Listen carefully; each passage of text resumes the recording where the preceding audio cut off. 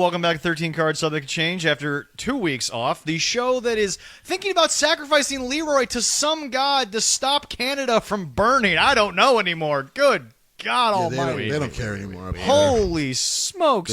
Wait a minute. Let's not sacrifice me. We have, hey, according to Canada, the rules are we have to sacrifice a president, and if we can't get to the mango, you're the closest thing we got. You know what? I have somebody else in mind. I'm not going to mention her name, but I'd rather sacrifice her first. Okay. Okay. No, that's I don't have to say anything else. If you're willing to give another offering to the gods of poutine, I don't care. But we got to sacrifice somebody. If I got to paint him up in maple syrup, Happy Gilmore 2 style, I'll do it. But son of a gun, this is crazy. I don't think it's quite delicious. I don't think she's very willing for the sacrifice, but I will save a lot of us. As long as I can take a big deep breath and not cough, I'll be happy. I don't care who we sacrifice. I totally agree with that. God damn. All right. All right. So we missed a lot. A lot has happened. We're going to have a big house cleaning section where people can yell at Jesse or Jesse can yell at them. It'll probably be Jesse yelling at them. But first and last foremost, week, I was ready to yell at Triple H. Well, that's fair. But not one night, not 2 nights, but 3 nights. Let me be very clear. You may, Leroy, before we get to the opening topic, we need to have this little intervention with you. You need to give up on this "you're going to do things the way you like" thing. Let me be very clear. Your church does things because the NFL decides not to. Your church does things because of it. Leroy, at some point, if they can put 50,000 people in anything 3 nights in a row, they're going to fucking do it. It doesn't matter if you don't like it. And that's your intervention. You go to church and you get out right before noon because the NFL's like, right now that's profitable. If it stops being profitable, $17 billion over the course of 4 months, you lose, sir. Okay. Good day. We get up by noon because my pastors only can keep all of our attentions for a solid period of time. I understand that, but here's the deal. That's normal. Well, but here's the deal. You guys also start at 6 in the morning, don't you? You didn't give a response, Jesse. Why do we start at 6 in the morning? Leroy. No, they don't. Leroy. Church? No. Leroy. 11 o'clock. Leroy, you didn't give an explanation for when he holds your attention. You gave an explanation for how long he holds your attention. The NFL is still winning in this argument. I don't know what you're talking about. I know, All right, I know. But to get to the first couple of things here, we are going to get to some stuff that is obvious based on the history of this show, because we're not going to walk back anything we've ever said because we don't feel the need to. Jesse also gets an award on the show today for the funniest fucking thing I saw in all goddamn week. But first and foremost, a husband, a father, a son, a human being passed away. WWE Hall of Famer Ozzy Osbourne passed away, ladies and gentlemen, and I think that is worth mentioning and is a very important thing. Jesse, this is a guy, oh my God, what he's meant to your life, my life, everyone's life. Jesse, I don't think... Am I chopped liver? I'm getting to you. He meant to me, too. I'm getting to you. Do you not want something special? No, Ozzy meant... I told you to give me 30 too. minutes. Just follow me for 30 minutes down the path, and I'll make this work. Jesse, you and I obviously both music careers, been in the scene, been up and down the roads with bands and stuff like that. So, I mean, for that, Jesse, you and I both acknowledge we don't get those experiences which we hold so dear if not for what him, Bill, Tony, and Geezer did in the 70s. He was so instrumental in so many rock and roll careers for sure, because it's just nothing sounded like Black Sabbath back in those days. No, and well, not quite yet. Hold on. And so. Yeah, sorry. Technology sucks sometimes. It happens. Yep. So, and we all heard he wasn't in great health for a little bit here. Jesse, I told everyone. But that show, man, during you could almost tell he was almost ready to go, Jesse, and then at the end of it, he was ready to go. Jesse, it was the moment. One of the most famous lines in my life. Mm-hmm. It hurts so bad. It's been so long. I think that was the final breath he had. I'm amazed. I think adrenaline got him through the Sabbath set, but I think Mama, I'm Coming Home It's Been So Long, which was probably the only moment that I felt I heard the true Ozzy voice throughout that whole two sets he did, solo and then Sabbath. I think that's where it ended. Yeah. I think that's where Ozzy didn't give up, but that was all he had left. Was that moment, that note, that line. Because he wanted to stand up like he did with Post Malone that one time. Because remember, Post said shortly after Ozzy's passing, he said he wasn't supposed to stand up. That was never the plan. Right. And then when he did, that was a genuine reaction from me because here is an idol, an icon standing in front of me. But it's just that. All right, I'm going to put you on the spot. Sabbath or Ozzy solo? What was more of a influence? Because I feel like you can't have one without the other. But I feel like Ozzy wasn't as dark when he was solo, but he had some of the most creative music.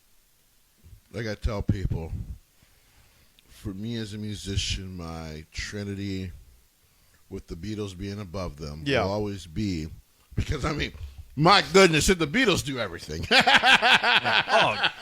the Beatles don't exist. Most of what we have in music doesn't exist. I got told people that is true. I'm like, I know the joke is the Simpsons did it, but in music, it's the Beatles probably did it.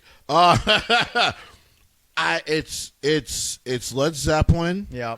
It's Janis Joplin. Yeah. And then it's Black Sabbath. It's just their influence, and of course, when I think of Janis, I think of that whole Woodstock age. Yeah. So you're talking Jimmy, you're talking like all of them. Well, and by the way, that's not a shot at the boys in Judas Priest. But No. But Sabbath launched so many bands. Sabbath was even a little bit of an inspiration to them because nothing sounded like Sabbath. Right. Nothing. Now, Nothing sounded like I agree with you there. Now, Leroy, this is where we'll get into you, and I had this whole thing planned out. It's interesting, Jesse, because you listen to Gene Simmons, who said, "To thy own self be true." There was no one like Ozzy Osbourne. No. Okay, maybe the roundish glasses, you could say Lennon, because he wanted to be a Beatle. Right. But other than that, Leroy, you've been around since the dawn of literally light itself. Yes. Can you compare Ozzy to anyone, or is it everyone came off of that tree? No, Everything about him was himself. Yeah, There's no influence from anything. Whatever he might have been influenced by what the Beatles did or what some people did. But that's more professionally. I'm just talking about professionally, but the person. For a person, how he was, no. And by the way, for you side people out there who are posting your comments because you need to get your pound of flesh in 2025, yes, he had an incident with the law with Sharon in like 1989. Whatever. Sharon forgave him. He went to rehab, and clearly those two worked out just fine the rest of their lives. Clearly. So you know what? It's none of your freaking business. And at the end of the day, I also want to give a shout out to the kids and Sharon as well, because Jesse, it wasn't even a full week, and she was at the procession. Like that took a lot. Yeah. When she married him, her life became Ozzy. Oh God, yes. Her life became I think Ozzy. Because probably for them, especially her, Yeah. I think she always probably felt like I finally completely have him now that he's Right. And I'll get to that because it was only like 4 or 5 days. Yeah. Yeah. Well, It was just over a week from the last show. By the way, him and Lemmy just doing legendary shit, huh? And can I also point something out to those other big guys? Ozzy never hated Ronnie James Dio. No! He resented him, which are two separate things. They had a rock and roll rivalry. Hell, even before Dio passed, they had conversations. Well, not to mention the fact, Jesse, I think what's also worth mentioning, because I'm now looking at something that I believe is a huge inspiration to you. Yeah. Jesse, Ozzy needed, and again, he never wanted to, but he needed to leave Black Sabbath and hook up with Randy Rhoads to create what he did. And yes, Randy's death was 100% preventable. We get all that, yada yada. But I look at people like Kurt Cobain, Randy. I look at people like Janis, who you brought up, right. Jimi Hendrix specifically, and of course our man Wyndham right in front of me here. Jesse, there are people that are just meant to not go on. But what's strange to me is I feel like Ozzy was the difference. Ozzy was meant to almost live a full life and still be an inspiration to people. The Prince of Darkness, man. He's a little out of focus, Jesse Camera. I got you. But yeah, the absolute Prince of Darkness right all there. I have to say about this, I mean, God has a weird way of doing things. And I'll get spiritual on you because, no, it's fine. That's how I am. But Ozzy said he didn't believe in necessarily church, but he believed in a higher power. Yeah, I mean, and that higher power gave him the strength to do this last thing. And it was he wanted to say thank you to all of us and I think for what he did. So he gave him the strength to do it. I've been afraid to say this, but I think it's worth saying, Leroy, not to cut you off there, but this is not a shot at Sharon or the kids, and including the kids that were out of the spotlight who never wanted it type of thing. But, Jesse, I don't think it's unfair to say the music is what he lived for. Right. And I don't think that's mean. I think Sharon understands that. Well, no, he loved his kids, there's no doubt. But his love of what he did, the music, was... Like I said, it was inspiring for all of us as musicians. I always say there are moments in life when you look at it and say, okay, there's really nothing left. And that sucks because recently in wrestling, it was Warrior. Because the night before he was on Raw, which I believe was the coming full circle, life-fulfilled moment, it sucks because you see these two beautiful kids. Right. Who he even said weren't even alive in the world when their father had done this. And politicalness aside, personal feelings aside, Jesse, these two kids were not even, teenagers. And it sucks, but the belief that life has an ending and it's planned, I believe that fully when you look at the moments that have happened. Ozzy, I think, was around long enough to say goodbye privately to the people he needed to, right. But he was around really physically long enough to say goodbye to the people that he truly loved and appreciated, and that was all the people that gave him the life that he did. And what's so crazy to me is because they did the podcast, because there was the reality show, the real reality show, not the crap you got these days, because you couldn't script Ozzy Osbourne back in those days, man. It just wasn't happening. So the show that has recently taken a major uptick on platforms, including this one, is the Osbournes. Right. But it's so funny to me because he's passed. It's been almost a week. They buried him. They had the funeral. But there's so many clips of not just music, but interviews and him talking that it's like, it's almost like he can't be gone. It's almost like there's so much to read and listen to that, like, you're like, I have to go through 8 years of just sitting down doing nothing and listening to this man speak before I can even attempt to believe he's gone. Yeah, I said he gave us the opportunity. God gave us the opportunity for us to say goodbye to him, and we didn't know we were. Jesse, just a quick note now. I'm reminding you now, when they announced that movie, opening night, we're going. But opening night, we're going to go see Back to the Beginning live in theaters. Yeah, but it's great happen. With technology nowadays. It annoys the hell out of me. Yeah. But being able to go back and enjoy everything that he did is great, and that's something that I know he. I saw sitting up there watching us. I saw someone put something on TikTok, and while I understand the sentiment, I need to tell them they're wrong, and I don't want to say that they're wrong in grieving. But basically, the comment was, "We are the last generation to really truly hear and see Ozzy." And my comment was, if you believe that, you failed Ozzy already. Yeah, I agree. Because I guess one of the last. If you would have said it correct, we were the last generation to see him live in person, but we can share with our children. And the reason why I bring this up his music is Jesse. He was the theme for I believe it was a Judgment Day back in 07, which, by the way, folks, that's one of my all-time favorite Ozzy songs. But that Black Rain record was so late in his career, no one really was paying attention to his music the way they were with like Bark at the Moon or Diary of a Madman, all those kinds of things. He was commissioner. He hosted Monday Night, also for a few of the NXT. Jesse, I'm going to speak to this because, and I mean this in the bottom of my heart, and I know it's why you loved the man in front of you so much was because of this word, and it is you unequivocally. Jesse, what wrestling has become, and this will get into the next topic I have following this, and we'll move on. The word authenticity has not just trickled into the world of wrestling, it's become the only thing in wrestling. It seems to be the only thing that fans truly appreciate. Now, you can be authentic with a character, right? But you have to make them understand that you believe in what you're doing. Right. And you know, it's like I want you to speak to this because Ozzy was authentic on wrestling television. You couldn't script anything Ozzy did. Right. I feel like he was the ultimate, even in the Vince era.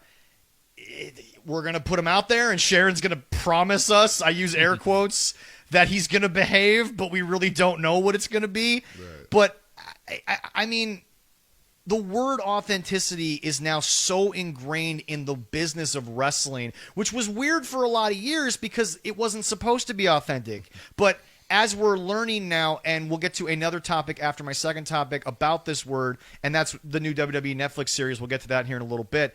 But it's just, Jesse, I feel like we're losing one of the most authentic, and I mean this, people of recorded human history. Oh, Ozzy was Ozzy. He wasn't a character, you know. He was a character. Well, yeah. But like he was Ozzy, man. Like it was, and that's the one thing you kept hearing from those who get the chance to get close to him over the years was Ozzy, brother. You know, one of the best videos of people who had been resharing it since his passing was. He got to finally meet a Beatle. He got to finally meet Paul McCartney. Yeah, Paul. Oh, and yeah. Paul, to lighten the mood, kind of teased him a little bit. Yeah, you know? yeah. Because, you know, he always said, like... Ozzy was like 50-something in that video. But, Paul had always said, like... And Ozzy that turned into a 12-year-old. Because, right, and Ozzy was... Yeah. Paul was just like, if I inspired this... then we did some good in the world. It's but it's crazy. You're being interviewed by one of the best, if not the best, radio personality that's ever existed. Right. You can't cancel Howard truly because somebody will pick him up. Oh, yeah. But I mean, Jesse, to go from that to go to a hallway and to meet an idol when you yourself are an idol to so many. And he's throwing a little jab at him because you got into a little trouble about a bus or something. Yeah. And of course, Ozzy was Ozzy. He's like, I love you, but fuck off. Like, it was classic Ozzy. It was Ozzy being Ozzy. Yeah. But, in the end, they hugged, and Paul had talked about the moment again after his passing, and he went, listen, I had always been so proud of hearing that he was one of our fans because God rest John Lennon's soul, but, most of us were fans of him. Right. And the fact that, like he said, if we help to inspire this, then boy, we actually accomplished a lot of good in the world. And Jesse, look forward there, not the top potato. We're in the Midwest, everyone's got it, but like at the Funko Pop, you can't tell me that guy didn't get inspired by the fact that because he believed in authenticity. He believed in being creative and being yourself, and he always went out there and he was that. But then he also, Jesse, because the videos are out there, he would pull back. Wyndham was Wyndham when he met the fans, when he met the people. Wyndham was one of the most genuinely beautiful people on the planet. And I mean that inside, like just soul was pure. Yeah. And here's the thing. and we might as well get into the other one while we're talking about Wyndham. It is genuinely. Listen, and I know some people thought maybe I would come treat this with non-irreverence, non-respect. Let's get this out the way. Yeah. Hulk Hogan, and I've always said it, Hulk Hogan is the most important pro wrestler of all time. Guys, yes. This has been said by people we know personally, people we've interviewed, everyone, and I think Bully Ray summed it up. Nobody in the fucking business right now. We've earned, we'll say, maybe a couple grand doing this. Yeah. Okay? We'll say that to be safe. Yeah. People have earned millions. Vince McMahon became a billionaire. Jesse, no one has it without Hulk Hogan. I'm going to say something you probably did not realize I would say today. There is no any of this. Oh, God, no. Without Hulk Hogan. There is no, you were just at an indie show. Yes. None of them are around without Hulk Hogan. Yeah. Pro wrestling actually truly, and I meant this when I said it, we lost a pillar.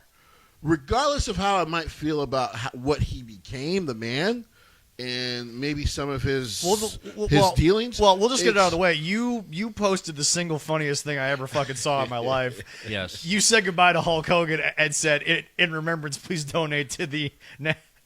By the way, and here was the thing, because United Negroes College a lot of people understood, like, I yes. genuinely mean rest in peace to Hulk Hogan. Yes. Oh, yeah, I understood what you meant. But we should also donate to something he cared very deeply about, and that's black people getting educated. So I figured we hit two birds with one stone, and by the way, we will put that link in this live today. It's a very important thing. Yes. To do. So now... But absolutely, and here's the thing about Terry Bollea, because it's like I tell people, it will always be, to me, a little tasteless to speak ill of the dead. Yes. Unless it's Donald Trump in the future. But I don't think anyone cares in that scenario. No, I don't think anybody cares. But cares. otherwise, and you know, even when people speak about Adolf Hitler nowadays, it's always, the man was despicable, but he was kind of smart. Yeah. But he was a coward. Yeah. But he was kind of you just...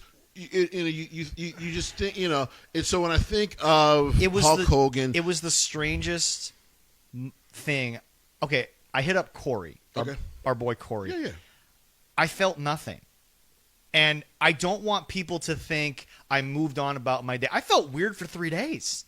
Yeah, it was a strange thing. But Jesse and Leroy, I'll ask you this too, because sadly we have another soon to be passing, because Father Time can't lose. It's impossible. That might be the same thing. I just want to say this real quick. Yeah, go ahead. Because I know Leroy's probably like, wow, really, Jesse felt this way. I think he believed in you more than you think. I know you well enough for what he said as a person, as Terry Bollea. Yes, I think not the best thing. I think but for me, it felt weird. And somebody said it best. Because I was sad, but I was angry. Right. Because, of course, my dad let me, brought me into this world when he was working as a cop in New York City in Madison Square Garden. Was that extra money, or were they put on? They were always contracted. Okay, yeah. But it was one, because my dad actually contacted me after Hulk Hogan died. Okay. And like I told my dad, I'm like, I think a part of me has always. It's a weird thing, because we never got the chance, and Jimmy talked about what happened in L.A. earlier this year. Yeah. And I'm like, it's a damn shame we just never got the chance to have it come back full circle. Well, my question to you is, and Leroy, I'll ask you this too, what I was alluding to about the future passing. Corey brought this up, and I think he hit the nail on the head. Because Rick is really becoming this a little too much. Well, is it they became the persona instead of a situation where you've chronicled on the show 1,000 times, Jesse? Forget the election cycle. Forget who was on the podcast. Everyone still says protect Mark Calloway. Well, right. Because Mark is now Mark. He's left The Undertaker behind. Right. He has to portray it now and again for him, it's to always raise the elevation of everybody else. Jesse, the TNA A championship was in the ring with The Undertaker. What the hell else do I need to say? Internet be damned. Well, what else do I need to say? What happened? By the way, what a cool moment for TNA. But I mean, Jesse, did Terry become Hulk a little too much? So here's my thoughts overall, and this is the realest thing. And somebody tried to put this in the best words to Eric, because Eric Bischoff. He had a very emotional 83 weeks recently, and I understand why. But oh yes, somebody said to him, because he was still kind of defiant against those who had their negative feelings, and the dude wrote in like, "Listen, Eric, I'm a black man who likes your show. Love your show. I've met you at quite a few events and things like that." And I've met Hulk Hogan. I met him at his store in Florida. And he was like, I want you to understand, when he said those words, the way he said them, and of course we all know, unfortunately, now that even his daughter was like, I'm going to miss my father, but I want nothing to do with his estate. Yeah. Which is one of the saddest parts of all this, really. Yeah, I mean, he was explaining to Eric, he was like, for a lot of us, it was just heartbreaking. Like, damn, is that how he feels about us? Like, because he inspired us, right? And so it made Eric cry, because I think Eric kind of realized, like, for some of it, it's not like the AEW fans who just, it is what it is with some of those kind of people, but for like us black fans who did love him as children growing up, yeah. That was a shot to the heart a little bit. Well, and what's really funny to me, and Leroy, maybe you can speak to this as well, because like I said, you've seen, and this is a serious note, not even a joke, you've seen so many of iconic historical pop culture people come up, go down, all that stuff. It's funny because we're talking about two different people involving wrestling, but one was Jesse was the exception to the rule of don't meet your heroes, and that was Ozzy. Yeah. I feel like anyone who ever met the guy, child, adult, it was almost confirmation of what you believed. It was confirmation that like who was on the Osbournes was the guy. Like that's Ozzy. Ozzy is Ozzy. But then I think the statement "never meet your heroes," that's the danger of social media. That's the danger of modern day. Because Jesse, I'm going to be honest with you. I don't think anyone would be talking about Michael Jordan being the GOAT if they had social media back then. Because Jesse, the documentary that I have to reiterate to people, boy, soured a lot of people on him. It did, because you just genuinely went, what a dick. Like you don't, Leroy, jump in here. Yes. To all the people out there who I know who are parents, don't tell me that you raised your kids to act like Michael Jordan did. I understand competitiveness. I understand needing to be the best at something. You don't raise your kids to be teammates like that. No. Maybe it worked in that locker room, but no one is taught to punch their teammate. No. You're not. Like, no. I think that's where the nothingness came in, was I was battling with the reason why I get to do this, the reason why I have made $1 in wrestling, which I am one of the few of this earth that can say that, and trust me, I walk around a little bit taller knowing that I've made $1 in this business. Like, yes. That is a weird thing to be happy about, but I'm happy about it. But that is where the nothingness comes up, because at one moment you're like, well, we've chronicled on the show, fuck Terry Bollea. And Shiki still believes it, but that's Shiki, and Shiki has a lot more personal stuff than we do. But Jesse, then you sit there and you realize, for the last, what are we now, Leroy, 6-7 years into this freaking thing? 6 years into this. Yeah, 6 years into this. Guys, I am doing this because of two colors and a man who, regardless of the production of a Vincent Kennedy McMahon, was the guy who pulled it off. I don't think if you give Savage the Hogan gimmick, I don't think if you give anyone else the gimmick, it works. It was highly produced by another person, but Jesse, this is the thing that we always have to talk about. What's the number one killer, and this is why Ronnie Radke still gets fans. Jesse, you can put out a hell of a song, but if you can't do that shit live, we're right. It hurts your legacy. We're right, absolutely. It kills your legacy. I think with Hulk Hogan, and like I said, it's a damn shame we didn't get the chance to come full circle, right?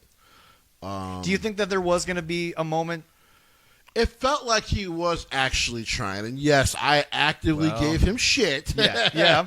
And it was shit he kind of put upon himself. He earned it. Because before 2014, you would have never heard me say a negative thing about Hulk Hogan, besides that Sean gave him what he deserved at that time. That was it.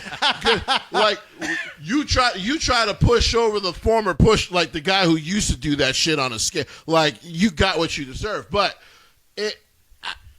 when it comes to Hulk Hogan, it will, like I tell people, honestly, there will always be a part of sadness in me. Yeah. Because we should be celebrating him completely. It's hard to completely celebrate him. He should have gotten the Ozzy treatment. Right. It's hard to completely celebrate because there was never an apology from him.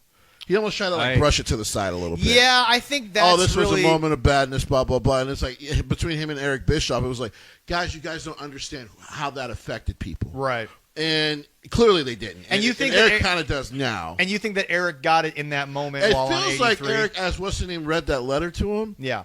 Got it. You know, I think the best thing. Remember, he was the one who took the black kids, who couldn't get into the show, and put him in the front. Put him in the front row, yeah. But it's interesting to me. Well, actually, Eric technically hired people to get in front of those kids. Well, right. But I get what you're saying. But no, it's really sad because Jesse, I think the best modern. Oddly enough, this all happened in the 2 weeks we were gone. The biggest in the 1 week. 1 week. Yeah. The biggest take I have right now, Jesse, of no one can understand. So you've got Ozzy, full circle, realization. Hogan didn't get there. Maybe it was going to happen. But, okay, right now, what happened 3 days ago? Jesse, I don't think, because they're trying to sell the team, I don't think the poll ads understand what that trade deadline did to the fan base.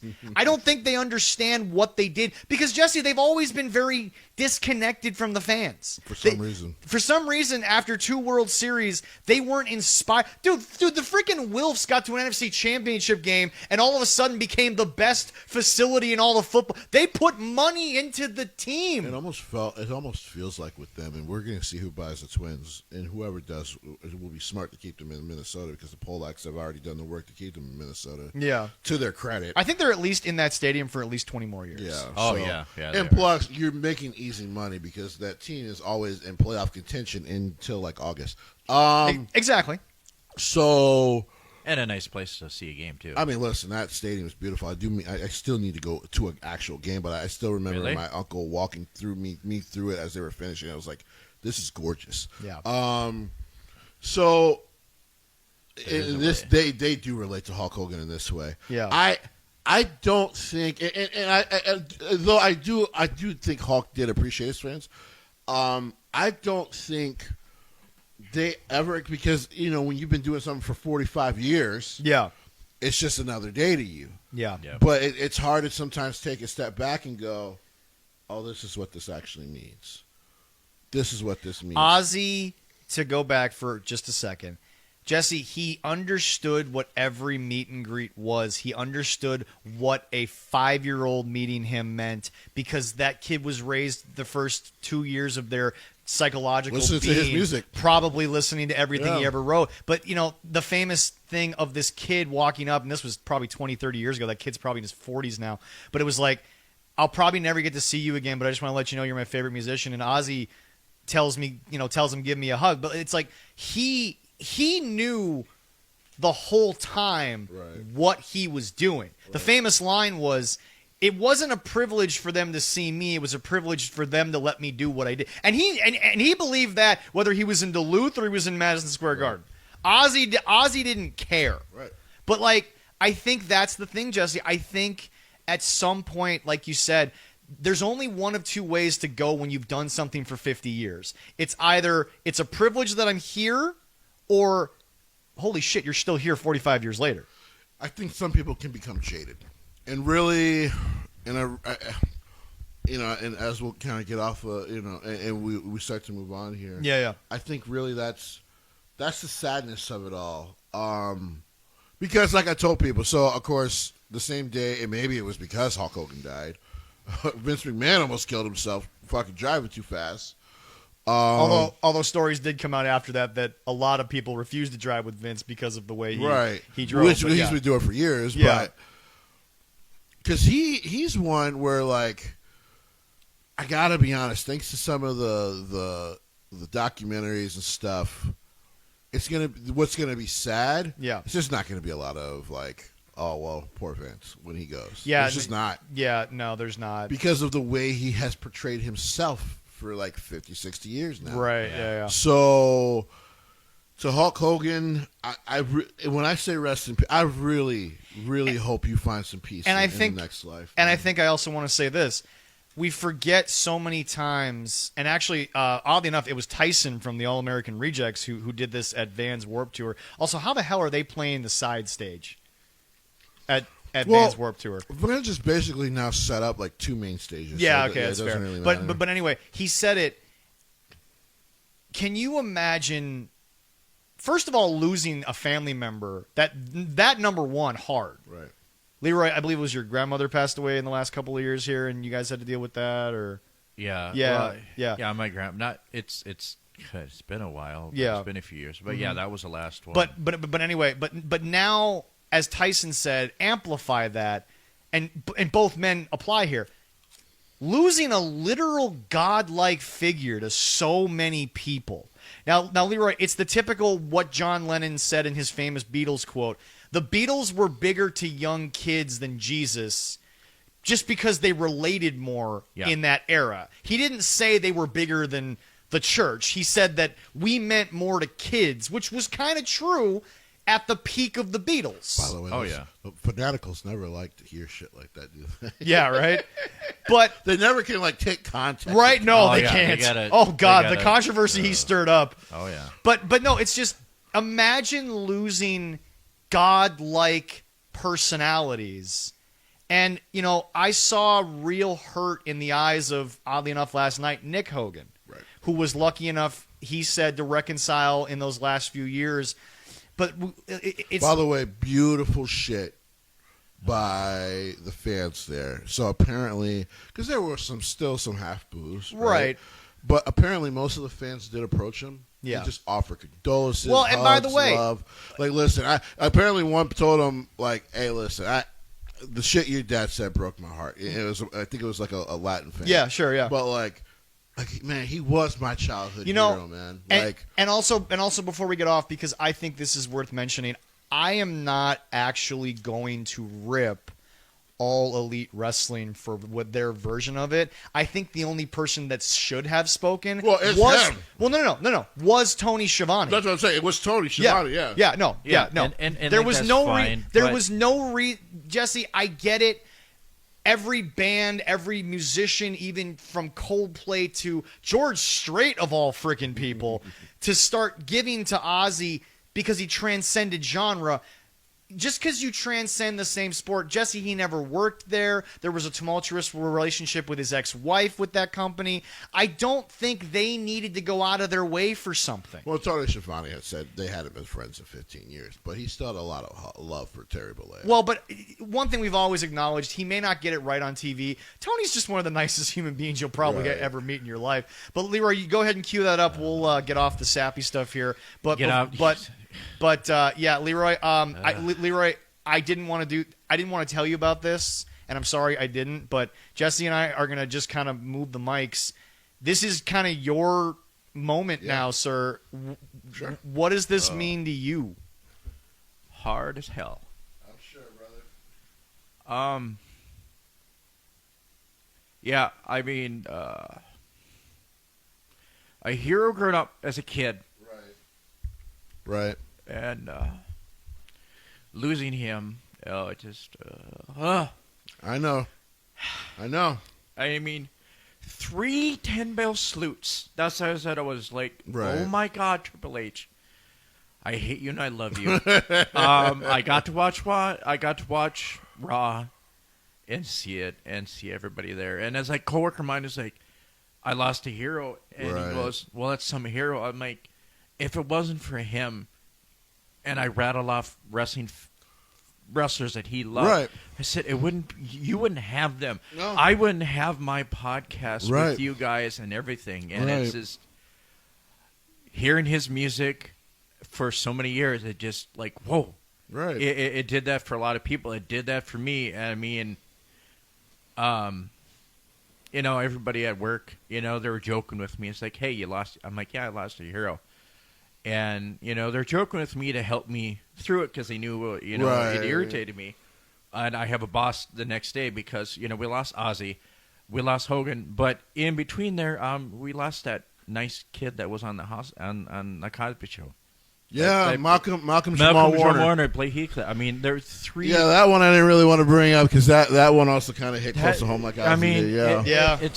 That was a tough week. Yeah. And my boss looked at me and goes, and she's joking with me, get me in a good mood. She was like, "What childhood hero is gonna leave you today, Leroy?" I'm like, "Thanks." And it get me to smile, but I wasn't sure if it would bother me as much watching that 10-bell salute. Yeah. I mean, and I want to point something out. Playing his music at SummerSlam. Yeah. I mean, that actually finally almost got to me. Right. Yeah. Because I'm like, that might be one of the last times we hear that music. Like, here's the thing, guys, and I'm talking to the fans, not you two. Sorry. Here, guys, people are allowed to feel the way that they feel. Oh, by the way, I got to give credit where credit is due. Yeah. Nick Jackson. That was fucking beautiful. Yeah. Listen, they don't always do things I will agree with. We have a history of that. Go to our past episodes. We talk about it. But what a beautiful sentiment. Because he said, like, listen, we got to meet him twice when we were in the Indies, man, and he was nothing but solid to us. Yeah, gave us all the advice in the world, and really was the inspiration because of what he dealt with Vince. For wanting to try to do this without ever having to sign with WWE. Right. Even though it was a dream of ours. Yeah. And I actually thought what Nick had to say, that actually touched my heart too. Because I was just like, it's a reminder, man. We're all humans. We make mistakes. Okay. And, and we try to grow from them. Yeah, and I think, guys, we like to have a lot of fun here on the show. We do. We love to have people on. Fans are welcome as well. All opinions are welcome, whether you love us or you hate us, because that's how we grow. That's how we learn. A father, a husband, a son, a Hall of Famer, a legend, a pillar, to quote my buddy here to my left, it is gone in whatever context. Beloved, cherished, we'll miss him, belated, destroying of a legacy, whatever you want to say, there is still, and I'll repeat it, a father, a brother, a son, a grandfather. Like, somebody has been taken, and that's never easy. And I only would say, if you want some closure, for better or for worse, towards Hulk Hogan, just look at his son, Nick, and understand that what I saw on the face was somebody who I don't think he was ever going to be ready, reconciliation or not.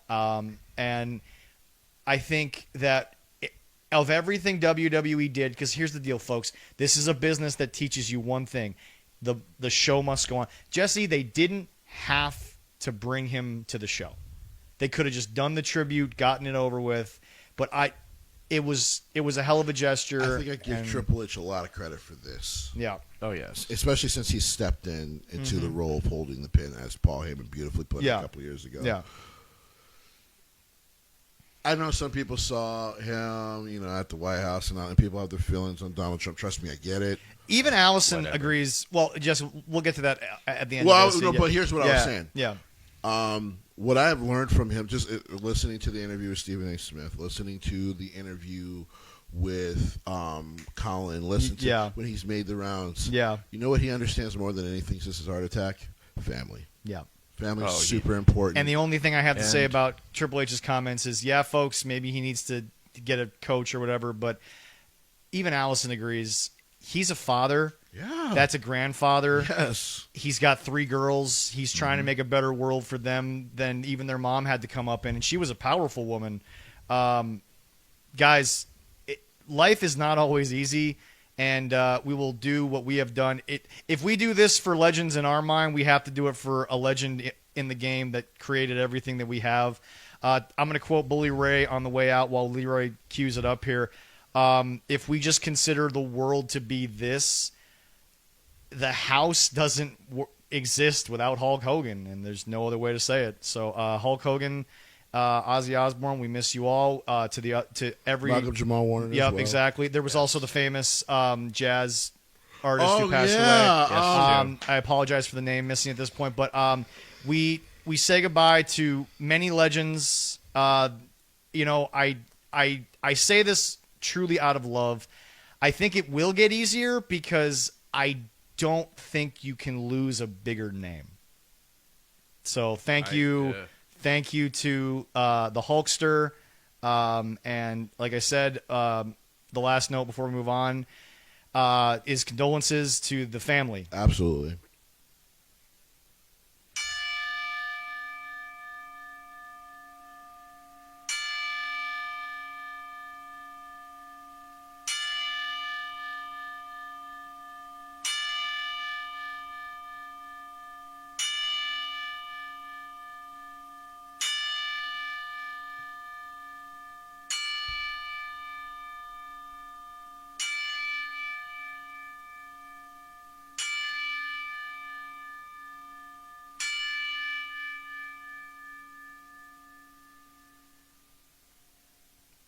And I guess now would be a good place, Leroy.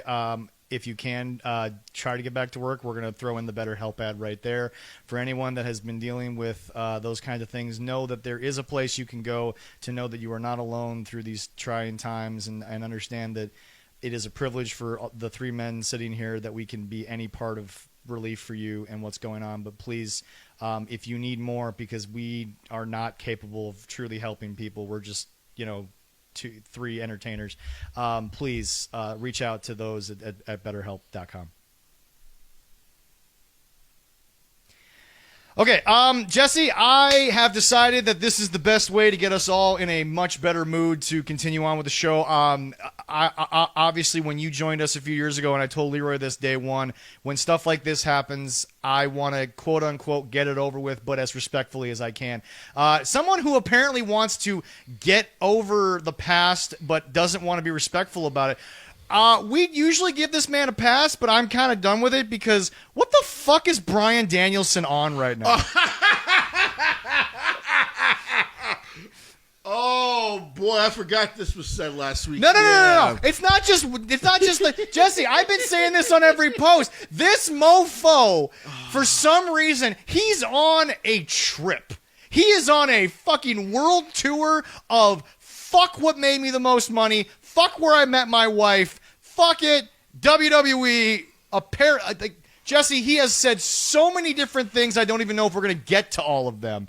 But Jesse, we've always known this. We'll get this done off rip. We've always understood that the guy has an indie mindset. I'm not trying to be Jim Cornette about it. He has an indie-rific mindset of how he likes wrestling, and he has his preferred style. Okay? Sure. Okay. But Jesse, holy shit, he does not care if a bridge is burned.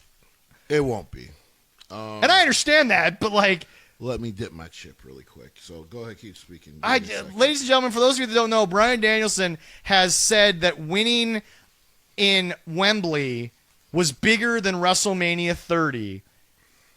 Some people have tried to play it off with some things he said about, well, I got to have my family in the ring, this and that. First of all, you didn't have that family at WrestleMania 30, so to compare the two makes literally no sense to me whatsoever. I don't know why we're even going to go off that, but he has called WWE a parody. He has done this. He has done that, which is hilarious that he uses that word because Jim and a lot of old school people who helped you in your career have called your company a parody of wrestling. And to quote Jesse from the pay-per-view that was overbooked, baby, but we still kind of enjoyed, Jesse, he seems to not understand the point of going away.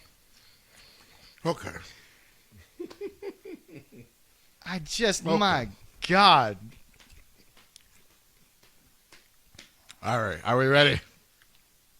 Go for it. Oh, yeah, I'm ready. I'm good. One, the bridge is not burned. I want to put that out there. The reason I can put that out there. Oh, if CM Punk can come back, Bryan Danielson can come back. Forget all that. It's not just CM Punk coming back. Look at how beautiful that relationship is between him and Paul Levesque. Right. That's beautiful. Seriously, like they said, these two could not be in a room together 15 years ago. Oh, hell no. And not want to kill each other. Right. Now he's just grateful, right? He's humble. He's because he is a much different man than he was. CM Punk. Don't tell me that moment was scripted when he was crying before the main event. Jesse, he was still a kid that wanted to do the main event of WrestleMania. Something he truly felt like he would never get, especially working for Vince. And Triple H knew that he. And can you imagine? And Triple H actually always felt like he did deserve it. And can you imagine, Jesse, having to go 7 years and quote unquote have to accept that, and then all of a sudden it's right back in your fucking living room? And so, no bridge in WWE, I think, besides the one with Vince McMahon, has ever burned. Oh yeah. By the way, that was the first time they've used Vince's image was in the video to Hulk Hogan. Yeah. That lets me know even TKO will probably not be using his likeness ever again if they don't have to. Yeah. Okay. Bryan Danielson is... You know what this reminds me of? But I'm not going to get as mad as I did as when he did it, and now he's back in WWE doing great things. This is the Punk going on every wrestling podcast thing after he got fired. Yeah. And because I got to a point with him where I was just like, okay, well, shut the fuck up and go away. And the reason I felt that way was because I was still going to indie shows too. Right. And I'm just like, you kind of, and at the time, he was shitting on the whole business. Now, you know, to give Seth Rollins some credit, he kind of schemed it down to just WWE, but it was the whole goddamn industry he was going after. Yeah. It was just, of course, he also went after the biggest company in the world. Yeah. And I think Punk really, really needed to get away from pro wrestling. I think the 10 years away did him a lot of good, clearly. Yeah. Especially with his wife. As a person and a professional. Yes, absolutely. And things that failed in the UFC probably did him a lot of good. I think there was a lot of humble, pie eating. So, because by the way, those fans are not so forgiving. Well, it's not just the fans, Jesse. You realize you can't just have learned jiu-jitsu when you were younger, get into a 6-month training camp, and all of a sudden become Tom Aspinall. Right. Now, okay, Tom, I will say this. You still eat chicken wings with a knife and fork, so you're kind of a bitch. Kind of weird. Yeah, you're kind of a bitch for that, but I'm not about to tell Tom Aspinall he's a bitch for so anything else. So Bryan Danielson has said this. That's actually a majority kind of American opinion. I've heard the British opinion. He has the right to feel, and guess what? You guys, in your own ways, are all right. Here's the facts. Yeah. Here's the facts, right? Yeah.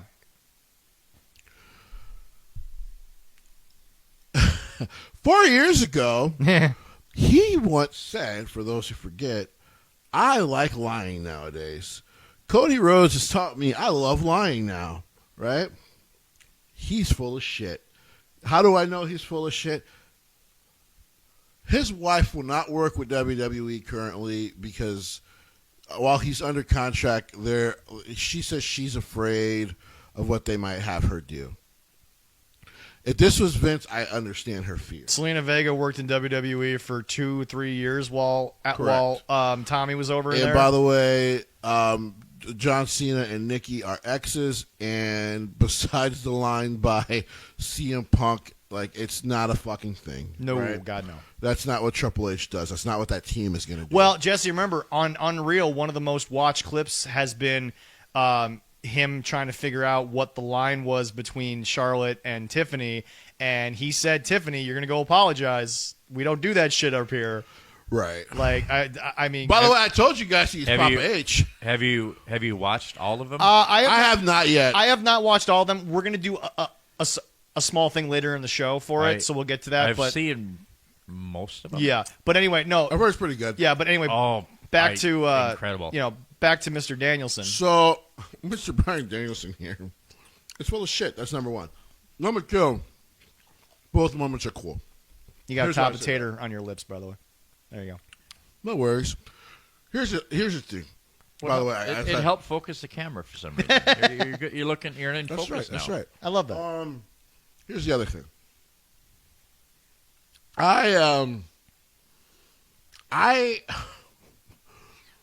I think he's trolling because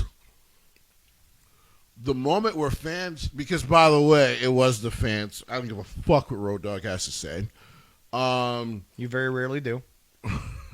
I I do not hate Road Dogg. I know you don't. But boy, was that when he put that shit out there, I was just like, get the fuck out of here.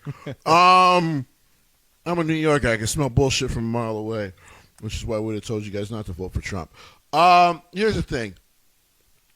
There is no world in which any of that happens. They change their plans with Batista, any of that, without fans. So I also want to point out Raw TakeOver, guys. In a real world, if you hop the rail, someone's tackling. You're going to jail. Guys. That was all planned. That was planned. They allowed you guys to do that. Yeah. Here's the thing. Because the comments, it's fine that he didn't feel that way. Yeah. But I also went, there's no way he doesn't understand why the fans would feel why that was his biggest moment. Yeah. Because it proved that their voice had some power, including with the tyrant known as Vince McMahon. Yeah. So, because if Triple H will listen to the fans, that's kind of a given. Triple H is going to listen to the fans. Right. Trying to get Vince McMahon to listen to the fans, might as well fucking pound it. We had almost 20-year period where we're like, this shit sucks. Yeah. He doesn't care. Yeah, no, doesn't give a fuck. Part of it's definitely trolling. And the third part of it is it's still rah-rah AEW shit. So when I wrapped it all into like that bowl, these comments meant nothing to me. I'm like, if he does personally feel that way, that's fine. But he better recognize, and I mean that in every black way I could say it, that without the fans, he would have never had a WrestleMania moment. Right. And he got to have two in one night. Yeah. So like I hope he doesn't fucking forget that. And I don't think he has. Here's the thing, man. This whole Team AEW thing is getting real fucking old to me. Because I'm Team Pro Wrestling. So, as Team Pro Wrestling, of course, I don't want AEW to go away. Now, they're not doing themselves any favors. No. But, of course. People, once again, got to post WWE tarping off the thing. I'm like, they still put 53,000 people in for just night one. So how many people were at All In? Let's talk about that fan base doing that shit. Yeah. Unlike All In, that was planned. Yep. They tarped off the home stuff. It was never meant to be on camera. It was never. Those tickets were never on sale. Nope. They were hoping they can do 60,000 between what they tarped off and everything that was free. Yeah. They probably will tomorrow. They didn't last night. That's fine. Yeah. I want everyone to understand who acts like they don't understand, because I've been to Jet Life Stadium. That's an 80,000 seater. For SummerSlam to have 80,000, they would have had to walk out the tunnels like football players. Yeah. Yeah.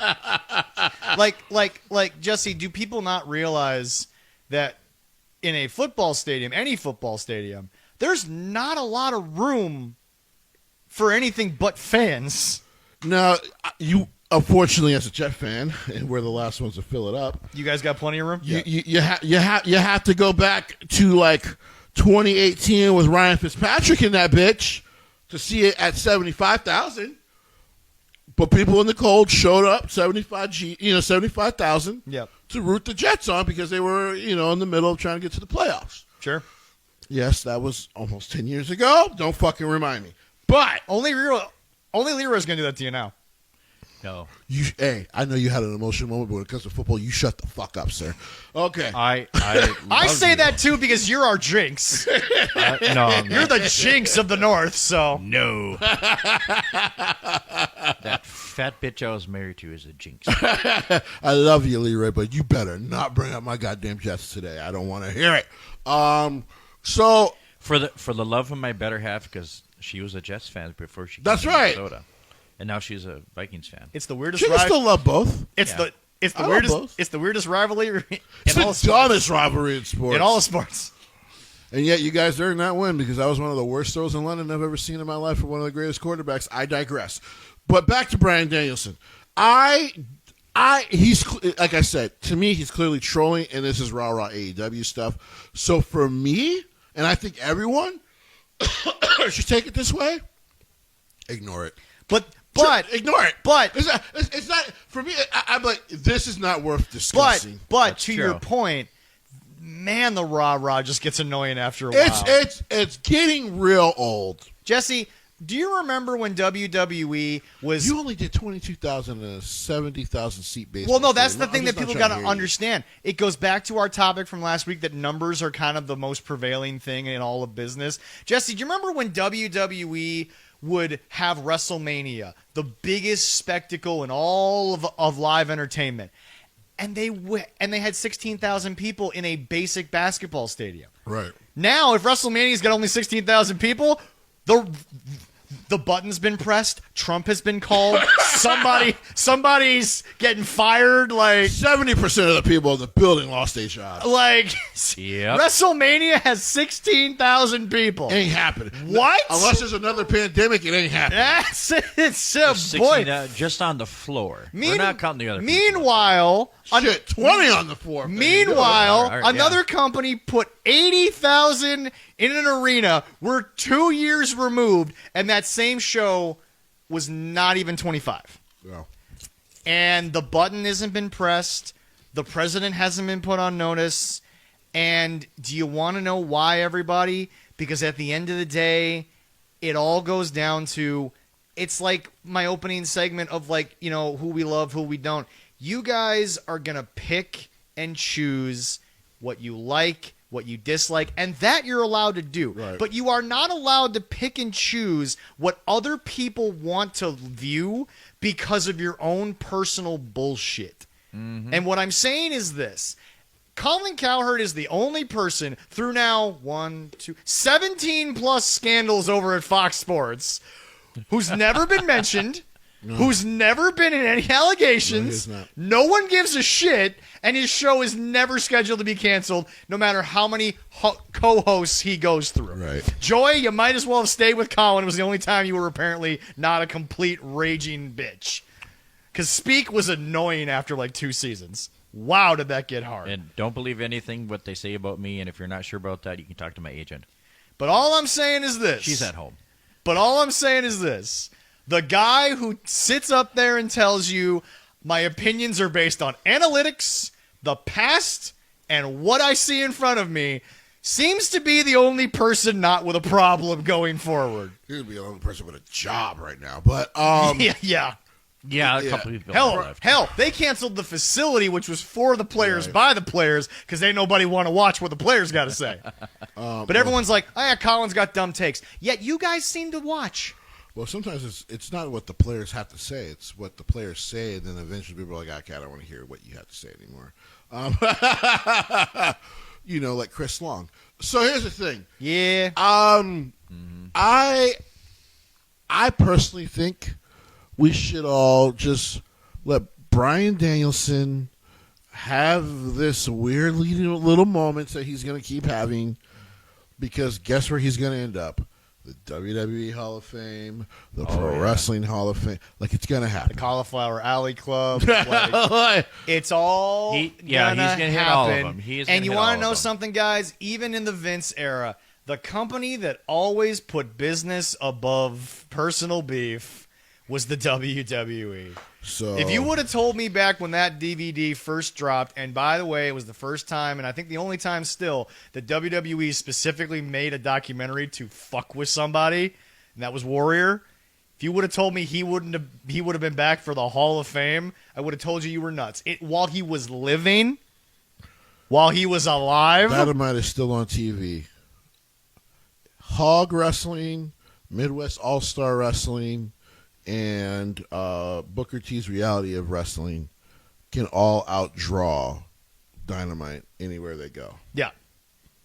I think. And what bothers me is, and I'm not saying that to hate. Let's put it in perspective. Yeah. Well, House of Glory.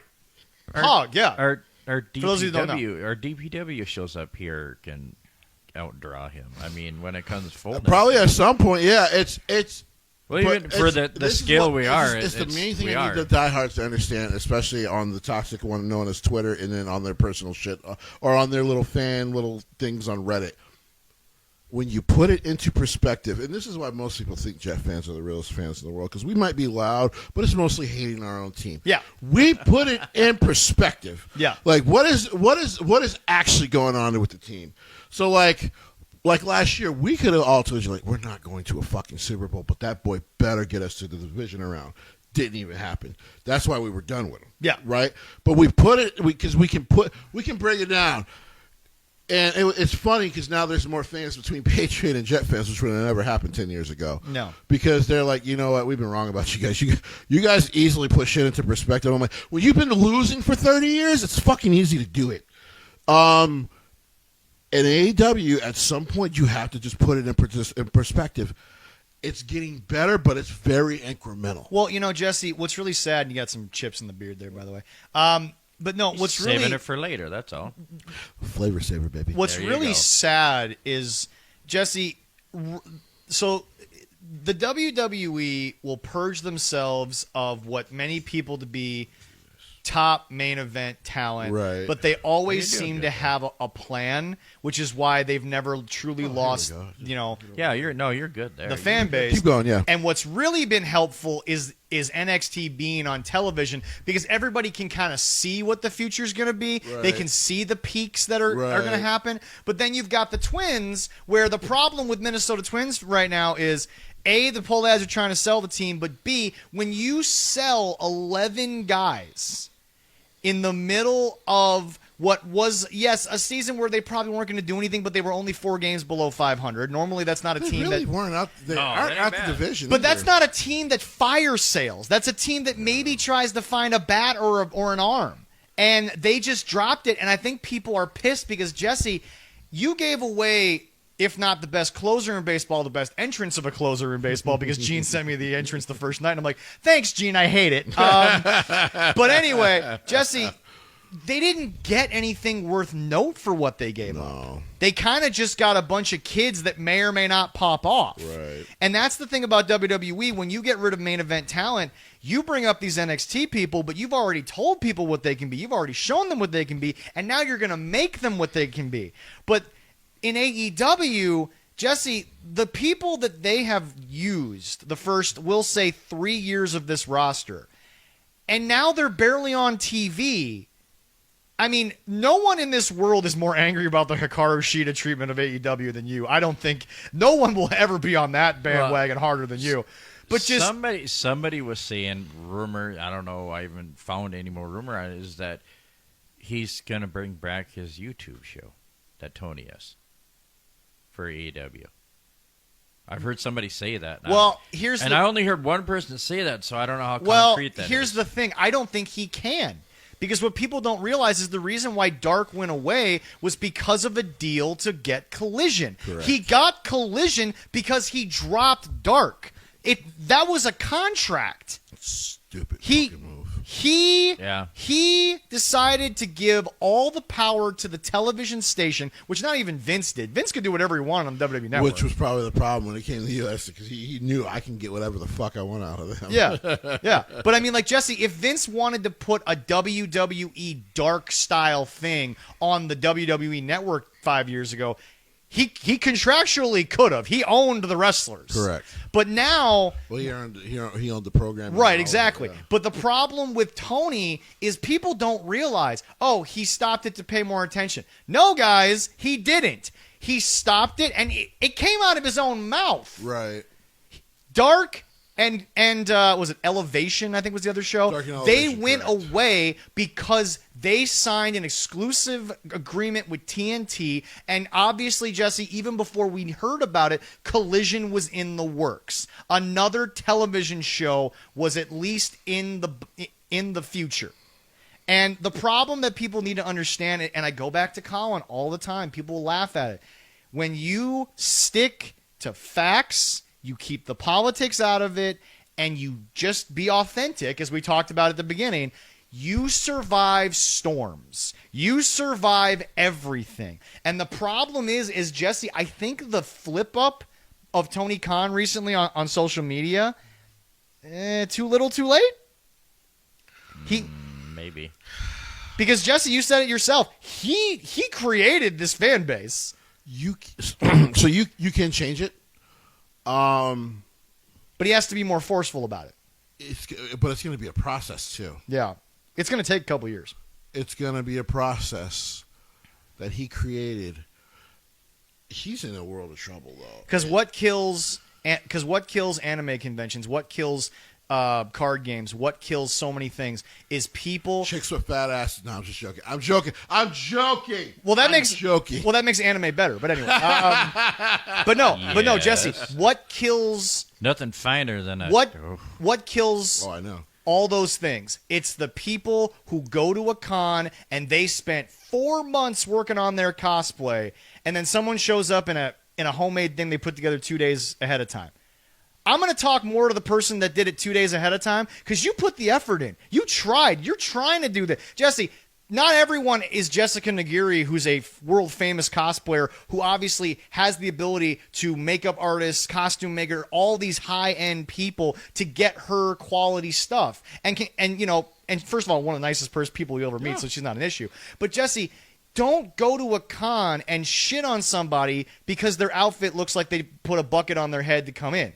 Like, that person enjoys the same shit you do and wants to experience it. Usually in those conventions, usually it's such a place of, and I mean this in a good way, weirdos and freaks. Yeah. That's going to be very rare you get. Well, no. I'm saying that. But what I'm saying is what will kill those movements faster is those people being the majority. Is what I'm getting at. Yeah, being like super judgmental. Yeah, no. Which won't happen. Yeah, no. Because that's not going to happen at a con. And I go to a lot of those too. Yeah, it's you protect each other. It's a lot of protection. There's a lot of like big brother, big sister stuff going on there. Like AEW fandom needs it badly. Well, Jesse, how many times have you and I gone out to shows and there's just been a couple of girls who, they're just there. Now, we all know the 3 girls that show up because there was a happening in town. They want a drink and they're at a metal show and they're laughing at it. Then they get beat up in the pit and it's like, sweetie, you asked for this. I can't help you there. That's true. But then there's always a couple of girls that come in and you're like, you can tell they're nervous and you don't necessarily make a deal with them, but you sit there and you're like, okay, I'm going to watch that out of the corner of my eye while watching the show. One eye on the show, one eye on this person. And we're going to make sure that they're okay and that they have the best experience possible from a distance, obviously. Yeah, no. And that's the other one that's become more, depending on where you are, it's become more protective is metal shows. Especially the older, in my age group, very protective of the younger kids coming to shows nowadays. Making sure shit doesn't happen. And Leroy, there's a clip I gotta find it of you. Slaughter to Prevail. They're a Russian metal band. Yeah. They were playing. I think this was their Warped Tour set. There was a guy who was crowd surfing to the front of the stage and holding his daughter like she was a surfer on a surfboard. And don't tell me every person, Jesse, with their hands up made sure she did. They didn't even care if he fell, but she wasn't about to hit the ground. They made sure she was good. They made sure she wasn't about to hit the ground. I would have done that in a heartbeat. And then the band made sure she was good. It's a protection thing. Yeah. Oh, yeah. He falls, you're like, all right, get your fat ass up, bro. But, you still love him, but you're like, get your stupid fat ass up. Someone's catching her, but they're not catching dad. Bro, you shit on yourself. You good. Get but it's still fun. Yeah. But, yeah, no, it's... I don't... Here's the problem, though. Tony Khan has fostered such a community there. It's not even just the fandom; it's some of the wrestlers too. Yeah. Oh yeah. And so like it goes back to your point, Jesse. The rah thing comes from, and it's funny because wrestling's always had a rah, but it used to be guys holding on to a spot. So really quick, Tony Khan doesn't understand what he's. Maybe he does, and that's why he's been trying to change and all that. Yeah. But I think Cody Rhodes just fucking killed him again. Yeah. So there was an interview. It don't take much. Sometimes. That was with former sports journalist. Geez, what is his name? Oh, was that the Dan Patrick show? No. It was Rich Eisen. No, it wasn't Rich. He used to work for ESPN and NBC. Anyway, Bob Costas. Okay, yeah. And so I'm a little mad at Bob because Bob was one of the people who was very much so negative about Pete Rose, and I'm like, you old farts gotta shut up about the Pete Rose bullshit, but whatever. It's their fault. Oh yeah, no. Which is why they don't bring this shit up with people our age, because we're like, it's your fault. Yeah. So digression. Yeah.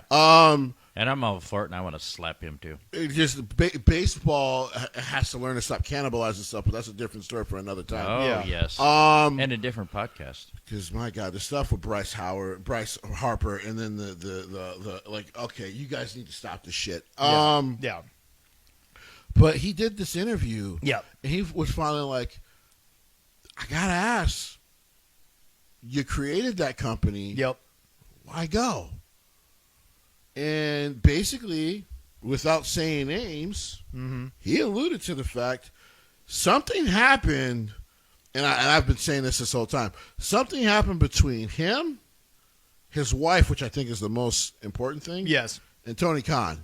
Jesse, Tony Khan's sister. Jesse, you have reported it, and I'm giving you the credit, but I have always said it.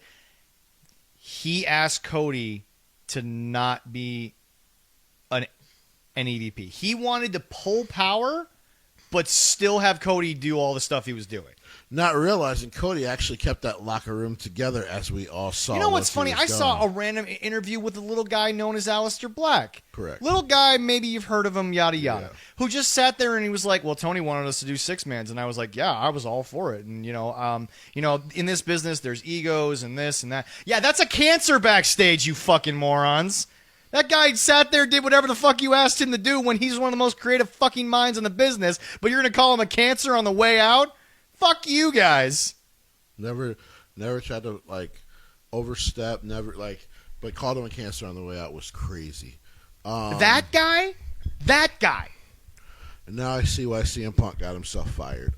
Yeah, right? I've worked certain jobs where it's just like, okay, follow me, see if you can do better than I did. And when that person quits, I'm like, now you see why I got fired? You get it now? Okay. Yeah. So that's AEW's future really depends on him changing, Tony Khan changing, Tony Khan learning, and Tony Khan making sure everybody else does too. And we're not even talking about the booking yet. We're talking about PR. I'm just talking about the way they try to overprotect their company. You got to stop. You know what the biggest misconception in all of wrestling is right now? The misconception that WWE is still the old school of Vince, which is, we're the only thing that exists, pal. Nothing else outside of this. Yada, yada. They're not that anymore, and anyone that says that they are is living in a freaking bubble.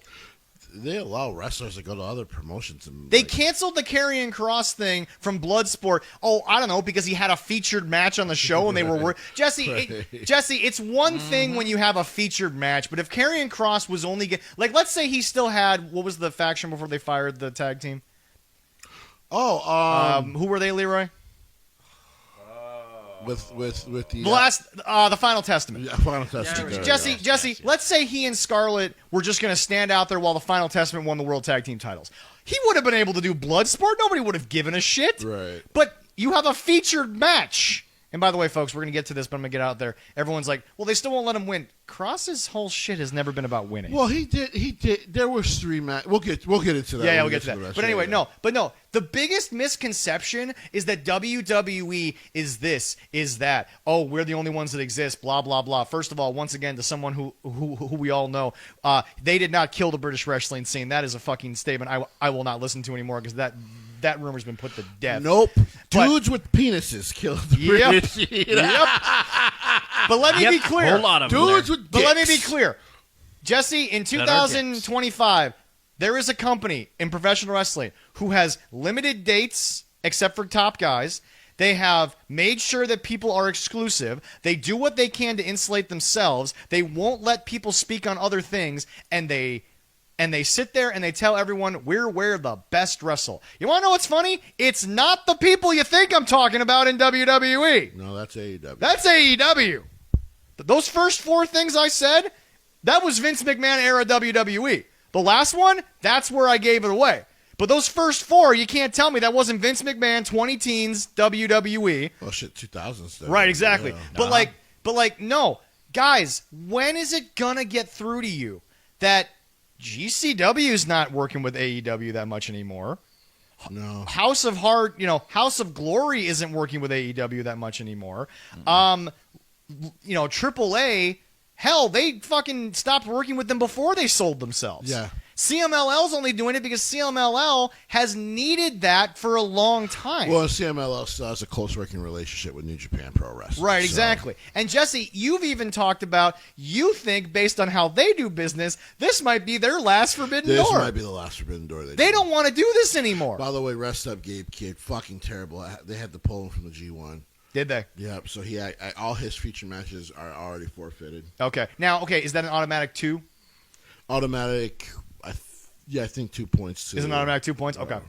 That's what I love about New Japan is that if something happens in the G1, they don't try to make it 2-story based and throw somebody else randomly in there. They just say, nah, I mean, that's how you sports base a damn presentation. That's how you're supposed to do it, guys. But no, Jesse and Leroy, you can speak to this because you've watched so many different companies over the years.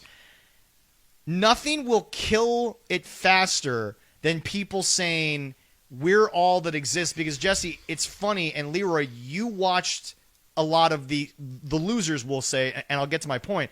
Jesse, nobody down south wanted to see what you people in New York liked in terms of wrestling.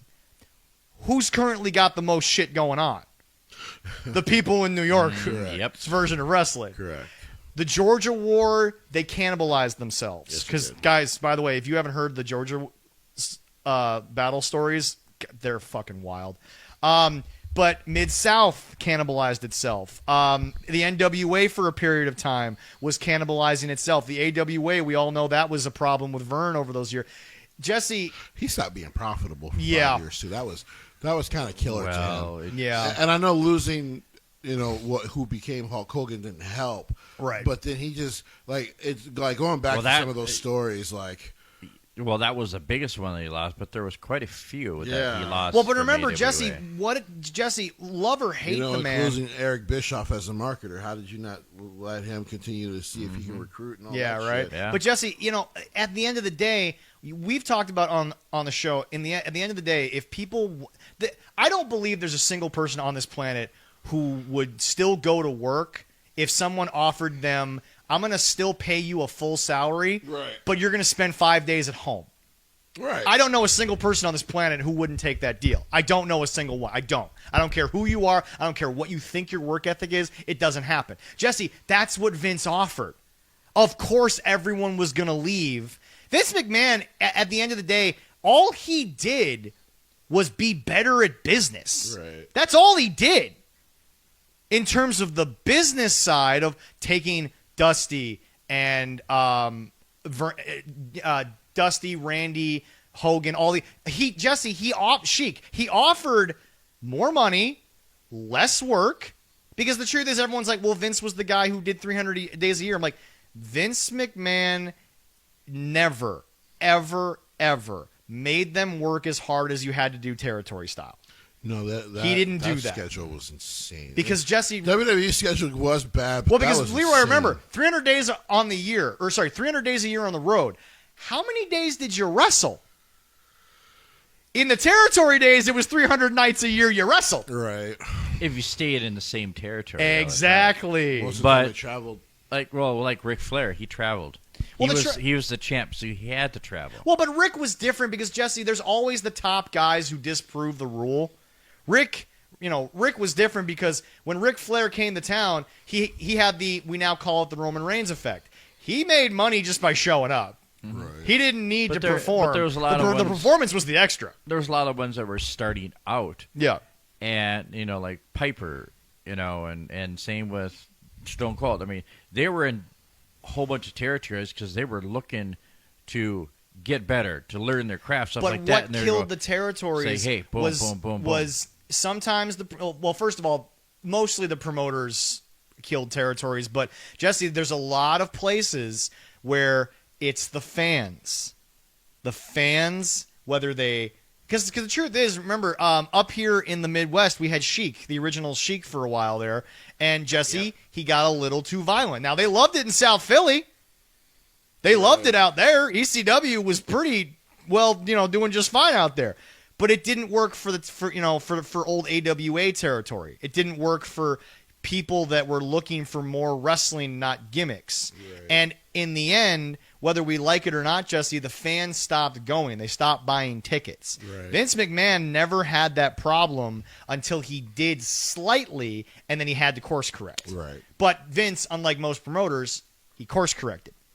So, to my point, before we move on to actual stuff here that we'll get to, I pray that Tony is on the right side now. But Jesse, he's got to take a lot of licks to fix this. It's going to take time.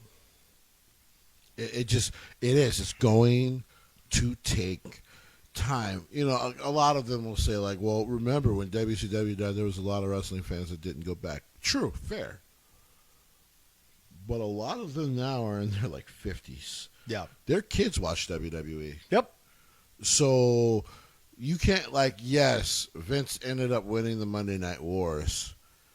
But to be fair to Vince, he actually did not out-creative the other guys. No. They killed themselves. Yep. Yeah, they did. Yes, they did. You and I both read They Eric. sempoku'd, like, in the worst way. You and I both read Eric's book, and Eric doesn't shy away from the fact that it was a lot of death by 1,000 self-cuts. Death by, like, so if I stab this pimple on my stomach over and over, will I die? Yes, you will. Mm-hmm. So you will die. That is how that works. Yes, no. Besides the early 2000s, they've never had the audience that they once had. There's no doubt about that. Yeah. And maybe they'll never get back to having 10 million, which is, by the way, a weird thing to say, because as was once brought up to Eric Bischoff, to be fair, there's a lot of ways people watch their stuff nowadays. It's not just television. Oh, you can't tell me that 10 million people don't watch WWE. Well, and that's the other, like, so really quick, and I think somebody told me, and I got to find the clip.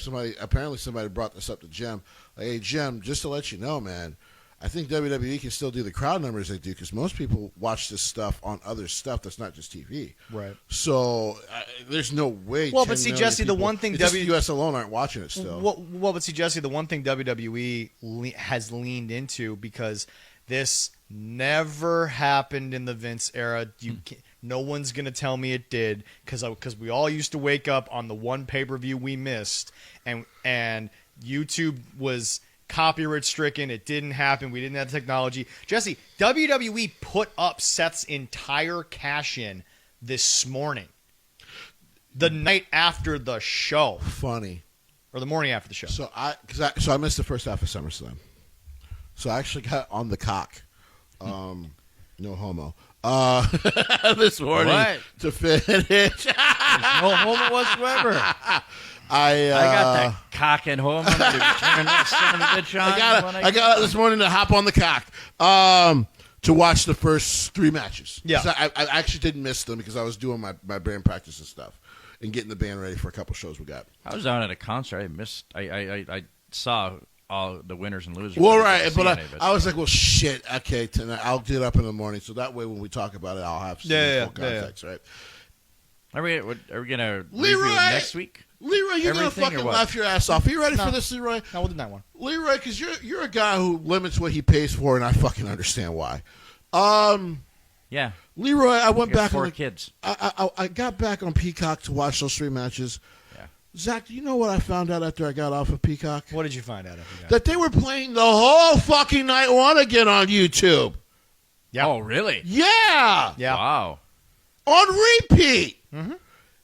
And my buddy was like, oh, yeah, they've had it on since 4 a.m. this morning. Nigga, what? I was actually mad. Because I'm like, WWE, you could have fucking announced that. No, they didn't want to. But I guess you don't want to hurt the people still paying you for your stuff, which is NBC. But yeah, like, I'm like, they do this shit on fucking YouTube? Yeah. So, yeah. But again, Jesse, WWE at least acknowledges how people consume content. And by the way, because this is the other thing I'm sick of hearing about, and then I guess if we're going to go to SummerSlam, we can. Yeah.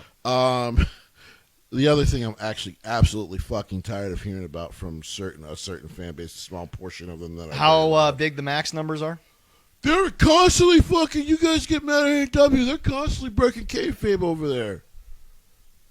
I'm like, no one actually got mad at AEW breaking kayfabe. It was the way it was portrayed. Yeah. Mm-hmm. Because the only person at this point in 2010 who actually still cared about kayfabe that fucking much was Vince McMahon. Yeah. We had all been to indie shows. We had seen, and that's why the next topic before WrestleMania or before SummerSlam is, guys, I know there are a lot of old school fans. By the way, boys, start saving up. Tickets go on sale in December. Yep. If I can get the preemies, start saving up. Yep. I am saving up. SummerSlam in Minneapolis, goddammit, we're going. Yep. But anyway, no, guys, let me. I got to get a good Christmas gift for my son. Yeah. But I will save my money. But anyway, guys, guys out there, I know there are a lot of old school people or a lot of fans who don't want to see it, who aren't going to see it, blah, blah, blah, blah, blah, blah. Guys, Triple H has acknowledged for years, and they're trying to become more of a sport. Guys, F1 led you backstage, to quote Triple H, didn't really hurt their numbers. Didn't really take away the mystique of what they do. The NFL, the NBA have done it for years. Hard Knocks is, even if it's with shitty teams, is still one of the most watched things on fucking HBO. It's not even like the season. It's like the process of getting to a season. Right. Because Jesse, and we'll go off wrestling for 2 seconds because this is why football becomes it's almost more of a nerd sport now than baseball, because football isn't all about numbers, it's all about preparation.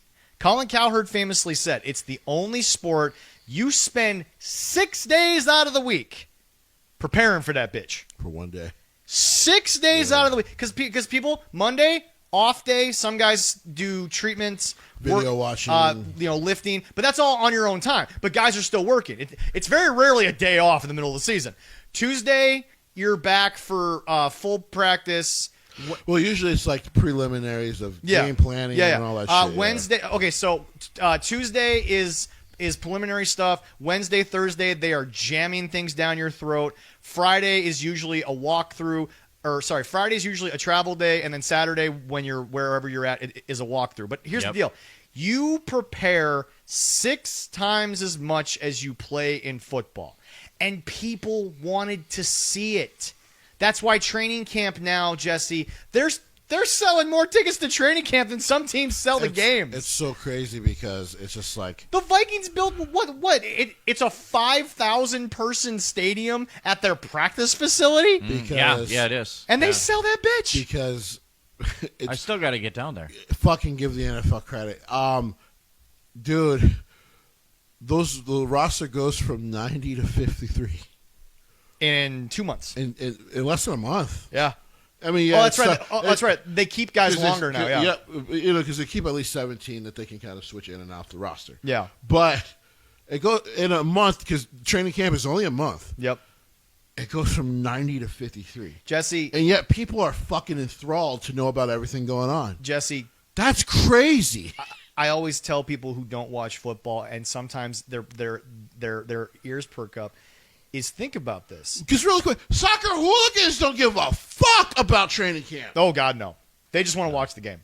But they are embedded in their teams. Well, yes. Well, so Jesse, remember, Chris Collinsworth said when I was watching the Hall of Fame game, it's going to be a really cool thing to be a beat writer in Detroit and write about how bad this game was, and you're going to want to do it because football's back.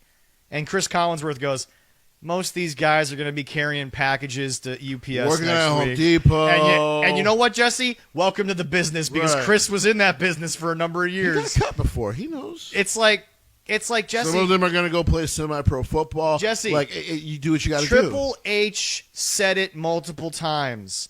We're not trying to pretend that we aren't what we are anymore. Right. Here is what we are. We're not calling you And by the way, Triple H, I think, was the one that said it. People have been knowing this shit for 20 years now. To keep acting like it was something it wasn't was stupid. Yeah. So you know what? What I see is real. The highlights, like I said, Tiffany got in trouble. Triple H was disappointed, not angry. Your guy, Bruce Pritchard, is still a fucking douchebag. Yes. I Pause for a second. I agree with that. What's up with that fat motherfucker? I have no idea. overproduced. Can you go talk to that fat motherfucker and tell him it's not 1993? I would hope William Regal would. The difference. God bless William Regal. I love that Who guy. the fuck does Bruce Pritchard think he is? Two of the biggest stars in the business. I better never get a chance to call in live to that show. Yeah. I'm like, nigga, if not for Vince, you wouldn't even be in the business because you don't know what the fuck you're talking about.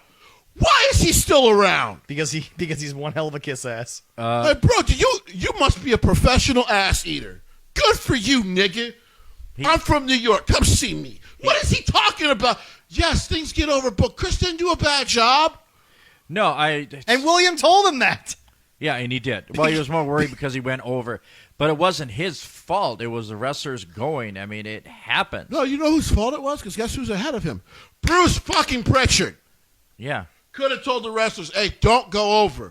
When the ref tells you to get to the finish, you guys got to get to the finish because we're on the time thing. You didn't fucking do it. Yeah. No, I don't know anything about Bruce. Well, that's the thing.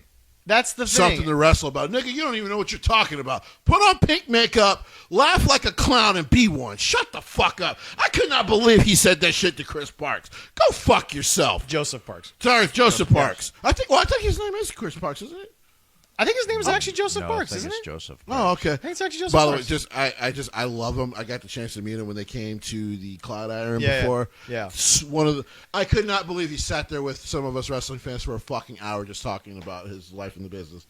He was so cool about it. But all I'm saying is that okay, so yeah, could have walked away from us and like, guys, you're but not then paying me. also Jesse, Triple H is willing to admit he was trying to be one of those sharks. And he was toxic for it. He admitted it. Triple H sat there and said, "Yeah, it is Joseph." But no, he said, 15 years ago, I wanted to strangle this little fucker. And by the way, he swore. Yeah. He was himself. Because remember, I always tell people, and Stephanie said it during the documentary, Sean and Hunter are still just Sean and Hunter. Yeah. Like, I mean, you're not going to change that. Yeah. But no, it's like he said, 15 years ago, you lock us in a room, I'm killing this motherfucker. Right. But now, I got kids. He's older. I'm older. We've been up and down. He still wants to do this. He still has a love for it the same way I do. Mm-hmm. But now, we can foster a way to do it together and not foster fighting for it. Right. And I actually don't envy Triple H because Jesse... Because to give CM Punk credit, he was just like... That was the top guy. And yeah, I didn't like him, but it was also a competitive factor. Right. Oh, yeah. Because Jesse, remember, Triple H was put in an awkward position back then, going from talent to the office and having to be a go-between. So shitty of Vince to do that to him. Yeah. Just to prove maybe one day you'll take the pin from me when I'm dead. Like... I don't. To be honest, I don't know how he puts up with him as his father-in-law. I don't think he does much anymore. To be honest with you, I'm about to say Stephanie doesn't. It seems like she's separated herself from her father, which is smart. I understand she has a love for her mother, though. I think her mother is a shrewd bitch. Yeah, Linda, not making friends these days. But no, Jesse, Unreal. Well, she's making money. WWE Unreal she always has. Yeah, but no, Jesse, they are not. Everyone who hates on it, they're not pretending that this is a scripted or an unscripted. They're just going to be fights back. Dude, you saw Charlotte not know what was coming. You saw that she now realizes, I have to give back. And that's always a hard moment for somebody who's used to being on top. Right. And you see now her talk about, in walks this 5'0" pixie. And now I've got something to go for again. I've got something to be excited about because she, the pixie, learned from that guy what it meant to love this business and what you could do creatively. Correct. And Charlotte, you know what's funny to me? I think what's happening on camera is very much Charlotte actually wrestling with herself, no pun intended, like, yeah, really, the pom-pom spot, this, that, really? And then all of a sudden you hear the adulation of people because they're realizing, oh, You're not trying to weasel your way into a 15th heavyweight championship. You're not trying to get to 18 to beat John. You're trying to do what, some women figured out before you, but, you know, again, late to the party, but willing to accept that you're late to the party. I get what you mean. Yeah. Yeah, no, there was somebody that was... Tiffany was always going to go over. Yeah. There's somebody on X Twitter made comment about not wanting to watch that on Netflix because they don't want to lose a kayfabe. And I commented... Kayfabe's been dead for 30 years, I know, boy. but they I don't know still, what the fuck they still hold about. on to it, and I commented to him, it's like, you know what?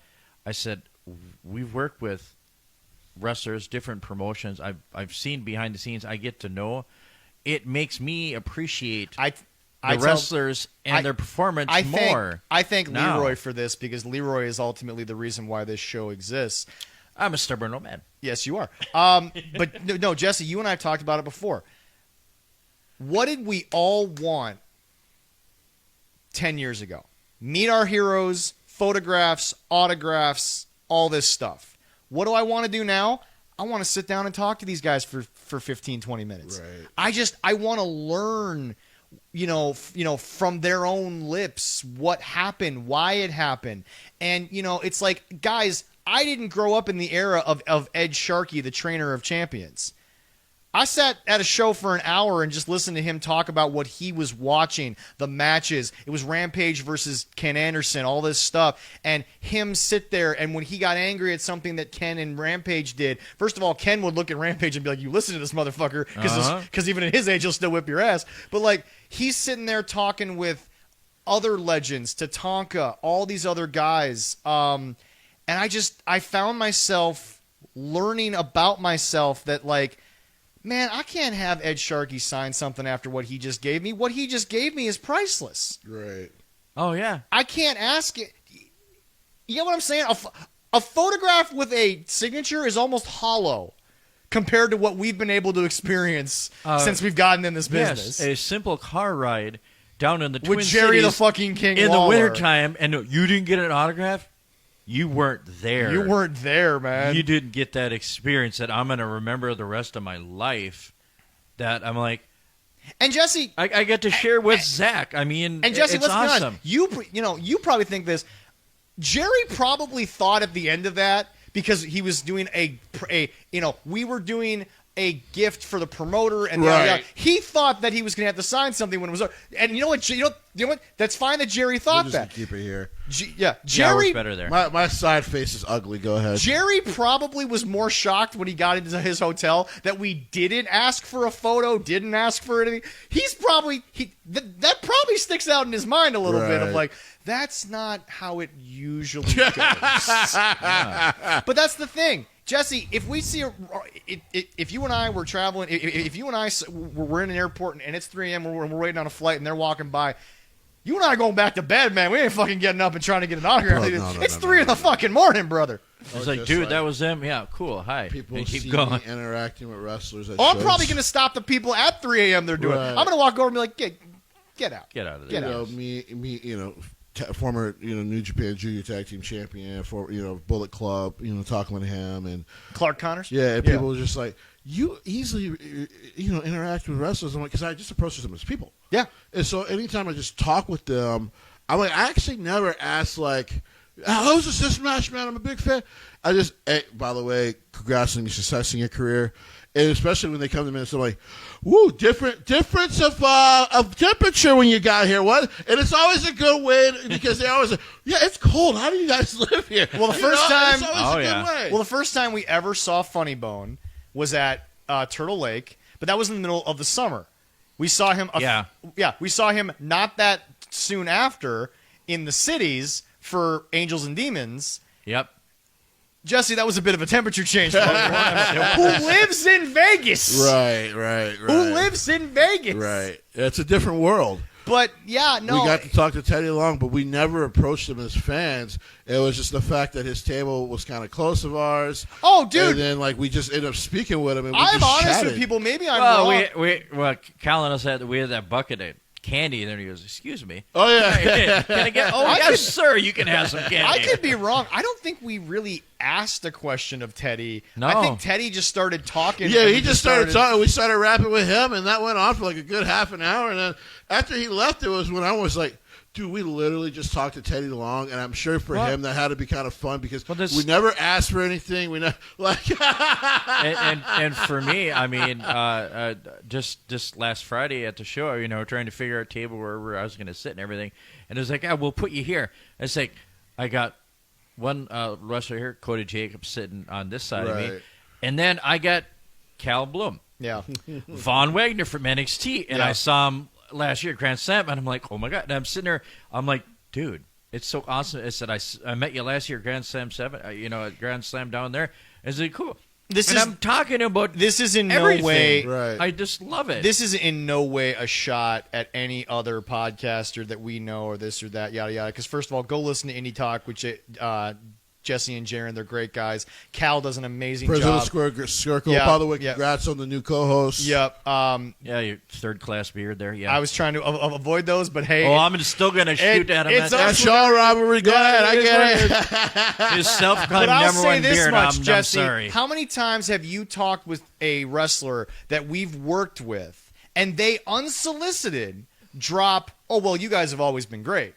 Partially because we try to do things in a way that they're not used to. Like, I've spoken with someone whose name I won't bring up because it's a very recent conversation and really it's about some other stuff. But no, it's like, Jesse, what do you think a musician hates getting asked after a 30-year career? If you're Metallica, don't ask me about why St. Anger sounded the way it did anymore. It's been 20 years. Don't ask me about the hate from the Napster thing. It's been 30 years. Don't ask me what my favorite song was with this. They would be unfortunate to sit in a room with me because I would damn sure ask. Well, that's fair. But especially as a producer. Like, how did that happen? Right. But Jesse, from their perspective, how can you be different than the other 40 interviews they've already done over 30 years? Like, I mean... Well, and that's why I've always approached it as more of a, and I've told you, too, and you've done a great job of it. Approach it as a conversation. You just mean to someone. Approach it because then if you approach it as a conversation, they're not going to be asked a question they've heard 30 times. And guess what? They enjoy talking to you more. And you want to know what's funny? Because it's hilarious because Chris Van Vliet, I think, is like the peak right now. Right. Chris gets those questions, but the way he presents it is like, I know you've been asked it 70 times. Well, he always laughs and goes, well, this one you've been asked 1,000 times, but you know what? Today's a good day to clear the air. Like, he's always joking going into it. Yeah. And then they go, okay, I think I know what's coming. You know, so it's... Well, because Jesse...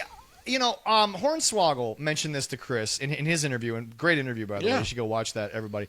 But, like, I don't think if it was Chris Van Vliet that Snow White and how pissed off he was at Peter Dinklage would have even come up. Probably not. But it got out there. He was able to feel those emotions, and he and Chris were able to move on and have a fun interview where, he got the midget card because, because Swoggle's all cool with that. Right. But it was like, I don't think Hornswoggle gets his Peter Dinklage hate out of his system with very many other interviewers. Because then they would think, they can't interview Peter Dinklage in the future. So, yeah, they're not going to. Right.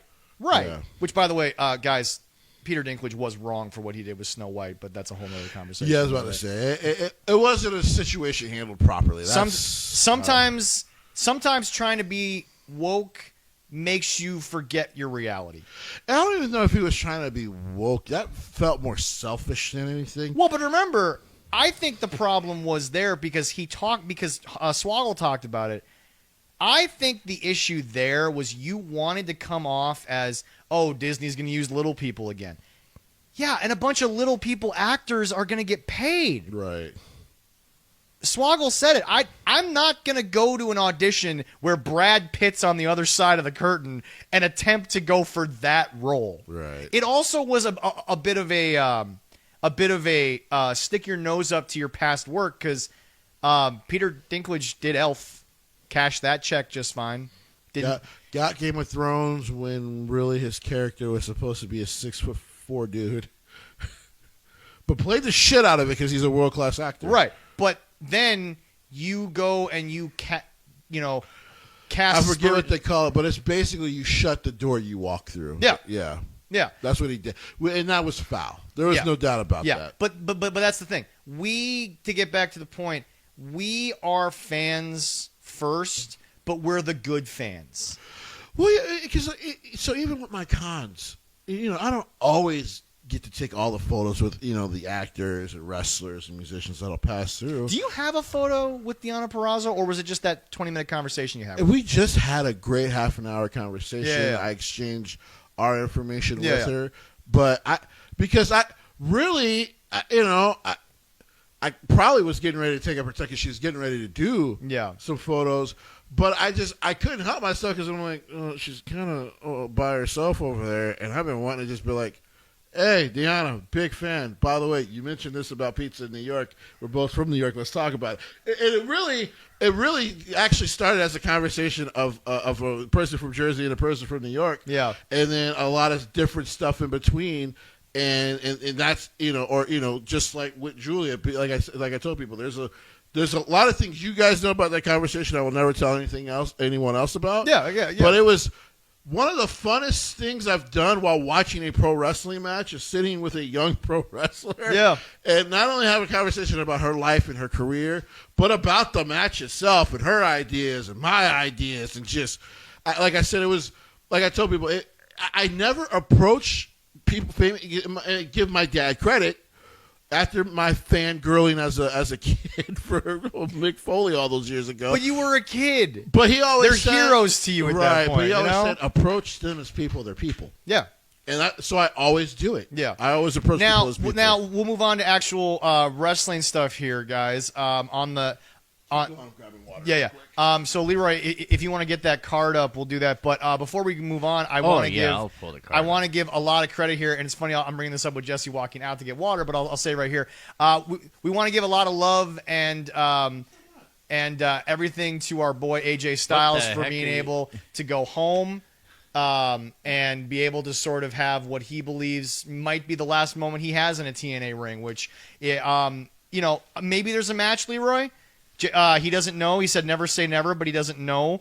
But AJ Styles got to go home, and I think he was very appreciative of it. Yeah, he enjoyed it. Or they say they run it. He was going to be in there with somebody else, but they changed it because they didn't want to tease the idea of a match, right, and everything. It was right. Was it? Frankie Kazarian. They didn't want to tease a match between him and Frankie. They have history together. They didn't want to, and that's fine. Yeah, but I have no problem with that. No, definitely we want to make sure we acknowledge that AJ Styles, he built that house. It's had a lot of foundational issues for a lot of years, but because of the bank. You said water, and you come back with snacks. Come back. What the hell? Where's the water? I'll get it. All right. Jesse's in his own house. This is just how he's going to be, folks. I'm going to get some food. That is how I roll when I'm in my own But anyway, we will get to the chili waiting for me at home. We will get to SummerSlam Night 1. Yes. I saw a lot of negative reviews, a lot of boring mid comments, and I'm like, I enjoyed it. That's from the IWC, who are constantly just being proven wrong. I said I just saw the first match, and then I was lucky enough to go to a concert with my lovely lady. I can't pass that up. No, I get it. Because I went to the same concert a couple years ago, but that's because Skillet was there. Yeah, they're planning next year's, and so I haven't heard anything yet. By the way, what country band played at the fair? That was the Montgomery Gentry. The He's still playing? I thought awesome. The partner Montgomery Gentry did pass away, but he is no, still I know performing. that, but I thought he stopped doing music altogether after the other guy passed away. No, that's pretty cool. He's doing this. It's stuff, funny that he can keep doing music, but those idiots in Florida Georgia Line can't figure their shit out. Well, thanks to you, it's one my half coworker of this. is not a fan of us, so thank you, Leroy. Your which coworker of mine? She's a younger lady. She's only about 19. Okay. At the fair, approached the table, said you were incredibly kind. She's going to watch. Well, so Miss Lily, cool. Hi. Actually, Miss Lily, you should be working, so don't be saying hi to me. Well, yeah, cool. so you did a good job. So she talked to Kathy the whole time, is what you're saying. Got it. Probably. No. No, but no, she. Nah, man. She said you were incredibly funny. You were kind with everyone who approached you. So thank you for being our representative. Oh, yeah, I know. I'm sorry for everyone. I couldn't make it. I still have a job, and don't worry. The question was I couldn't get out of that. The question was asked. The question was asked a little bit. It's like, what happened? Is it work? Yeah. Got to pay the bills, I think we gained a few. But hey, great segue. If you guys all want to help us, all of you can go to our Patreon for only $1, and maybe we can make all these events because Patreon.com/13subject to change podcast. Once again, it says Patreon.com/13card subject to change podcast. We actually have close to, I think now 25, 30 of you for like $1 to $5. And we want to thank every single one of you. From now on, we're actually. I'll have to check. Yeah, double check. We're going to start putting names up for everyone who subscribes. So thank you. And also look forward to this Thursday or Friday. Jesse and I have a little fun coming to you from our TikTok. Here's a fun thing. I know nothing about how we're doing this, so this is going to be fun. And that's why this TikTok is going to be the best fucking thing you'll see all week. But let's get to this card, Leroy. Let's go. Thank God I'm going to watch it and find out. All right now for night one, it started out with Roman Reigns and Jey Uso defeating Braun Breaker and Bronson Reed. That boy almost lost his energy just eating all the way down the ring. Yeah, damn, dude. That was a lot of eat. But Jesse, you always like to talk about this. You always like to shove it in the diehards' faces because, again, it's a fact. It's not a joke. Jesse, this man shows up, and Roman Reigns is like God to these people. Like, I mean, to a WWE audience, Roman Reigns is the man. He is. I'll just say it. He is the guy who gets the special privileges because when he shows up, the company just made $300 million. Just for him showing up. They never asked him to take a pay cut. Nope. They never suggested maybe he give a little bit of it back, this or that. Like, no. Him and John Cena might still be there, and there's a couple of growing new faces of the company. But while they're still there, they're two of the main faces of the company. Well, Roman Reigns is always my example when people talk about Carmelo Hayes because I'm like, Jesse, there's no reason for Carmelo to be in the main event when he has to compete with that. Right. It doesn't make you can, as Jesse put it last week, you can put him around it. He can be orbiting the circle, and they do have him orbited a lot. Yeah, Jesse, Carmelo, but see that's the problem with wrestling fans, both casual, WWE, diehard, the whole 9 yards, yada yada.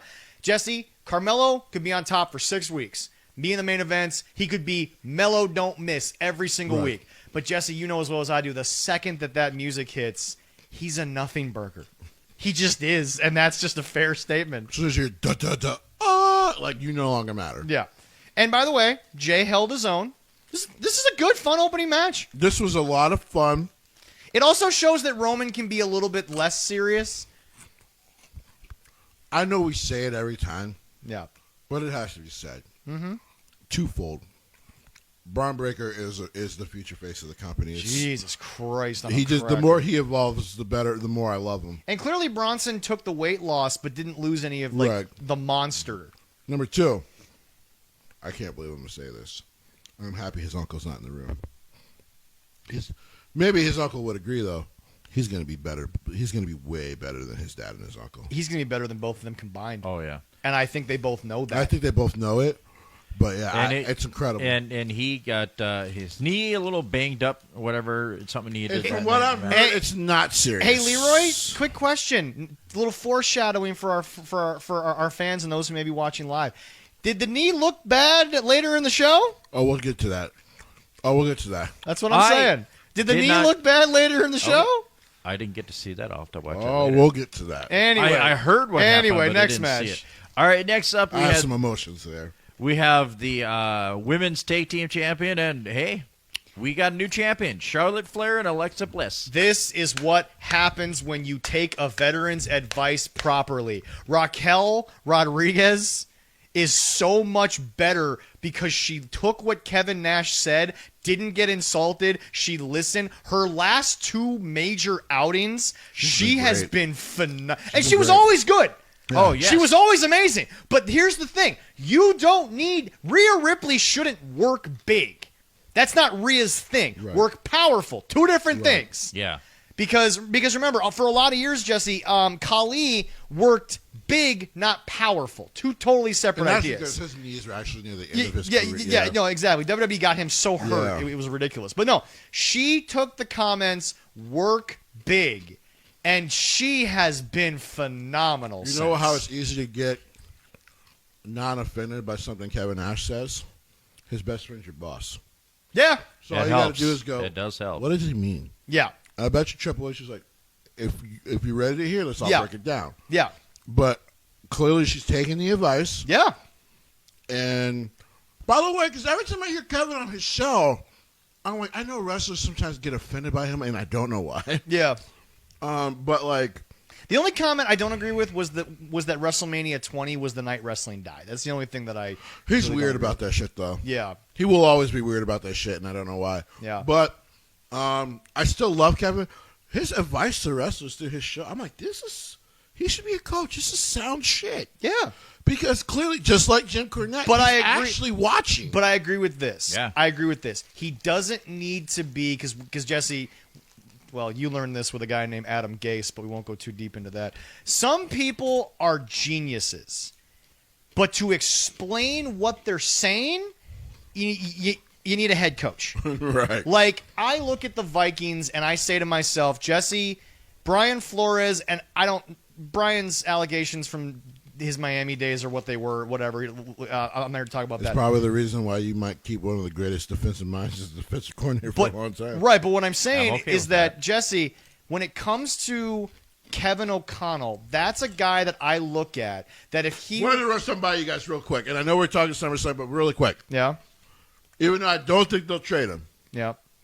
what do you think of this as a trade? And I got Minnesota fans talking about this shit. All right. So Micah Parsons, Andrew Van Ginkel, just hear me out. Yep. The guy they got from Houston. We got from Houston? Yeah. Oh, Grenard. Thank you. A second and a future first. I will give them 2 firsts, a third, a fourth, and I will maybe throw in Dallas Turner. Mm-hmm. Yeah. Well, here's why I don't put Dallas Turner in the trade. Well, no. Did I say Dallas? Yeah. Jonathan Grenard. Jonathan. Well, yeah. So here's why. Like I told some fans about it. Because by the way, Dallas Turner getting better and Micah Parsons, good luck. Well, think about those two. He gets to teach that kid as he's playing. Fuck. Yep. In that system, fuck.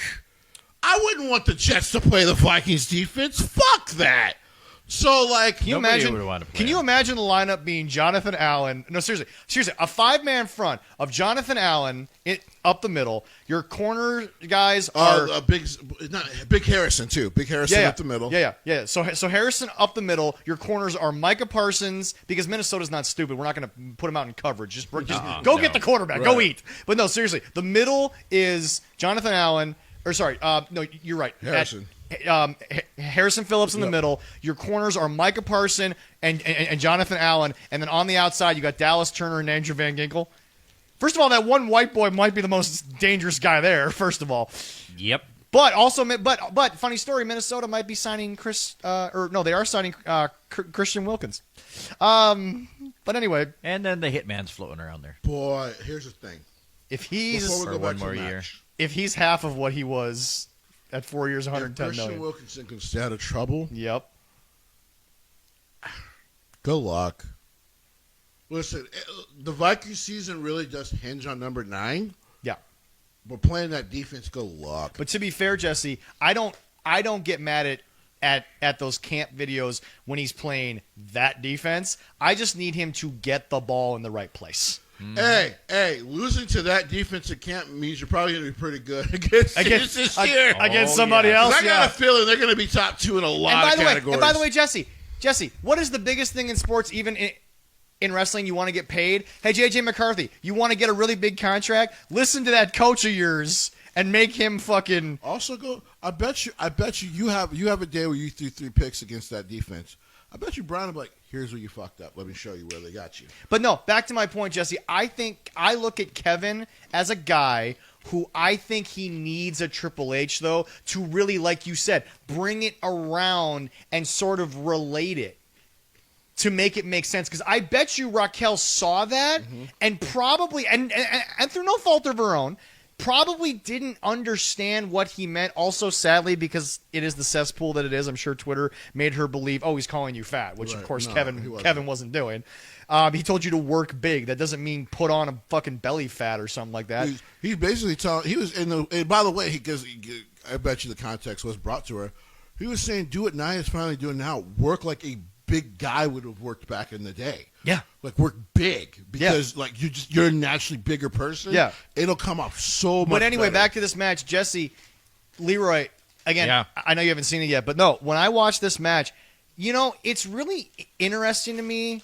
When you watch two all-time icons, and I know people hate when this show says it, but we will bang that drum for her, and we would love to talk to her someday when WWE allows it.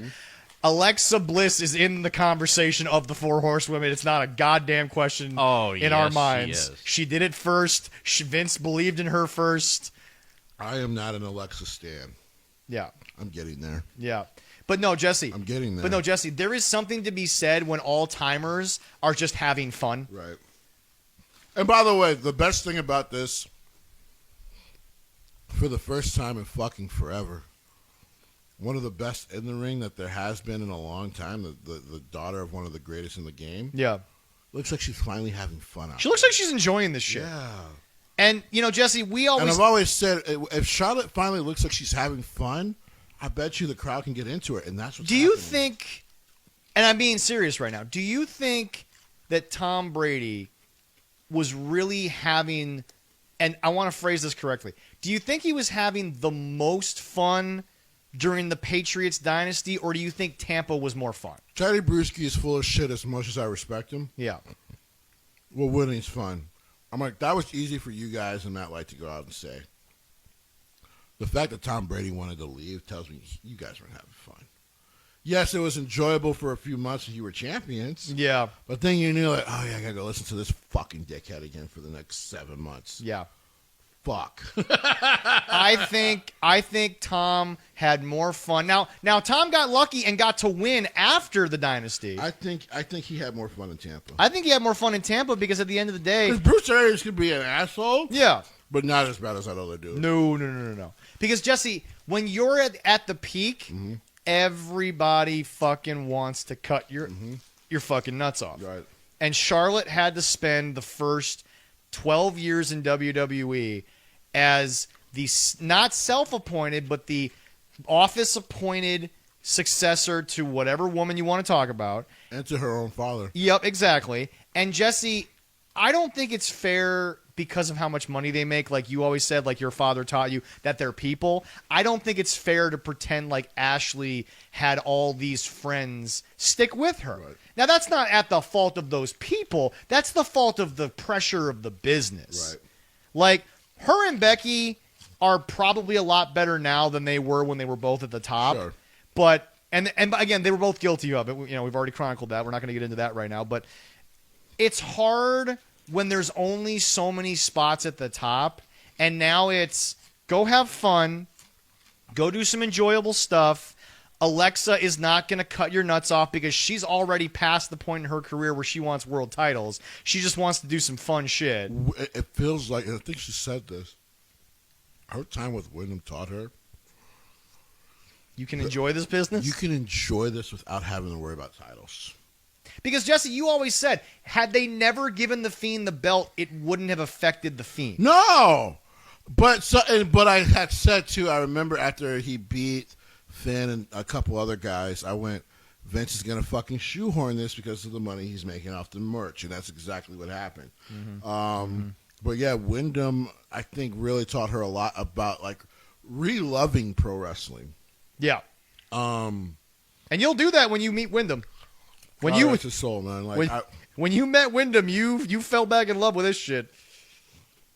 Next match, Leela. Next matchup is Sami Zayn defeated Karrion Kross. This match pissed me off, and Kross had to admit he was wrong. This match pissed me off not because of the guys involved, but because of the IWC. First of all, we've already chronicled that if given the opportunity, Kross wants to make it work here. He doesn't want to go anywhere else necessarily. If he has to for business, he's a grown-ass adult. He's going to fucking do it. But beyond that, Kross's entire thing since he's been to WWE has been the mentality that the WWE drones do not have.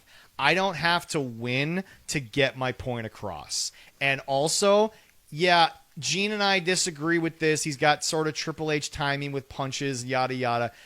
He's a stiff worker. He's not trying to go over the top. And I think that the work speaks for itself because he's also working, Jesse. Jesse, you and I, like, we've seen a band go out there and they play their style. Right. Okay? You're not going to put Amon Amarth on a stage and have them play what Falling in Reverse plays. No. Because Amon Amarth, they're fucking Viking metal.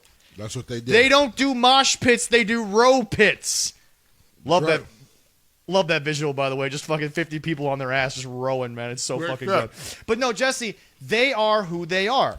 Kross is working as a dude who is not trying to out-wrestle Sammy. He's trying to slap Sammy into a reality that he's trying to create. Right. It wasn't about putting on the best wrestling match. It was about taking Sammy off his game.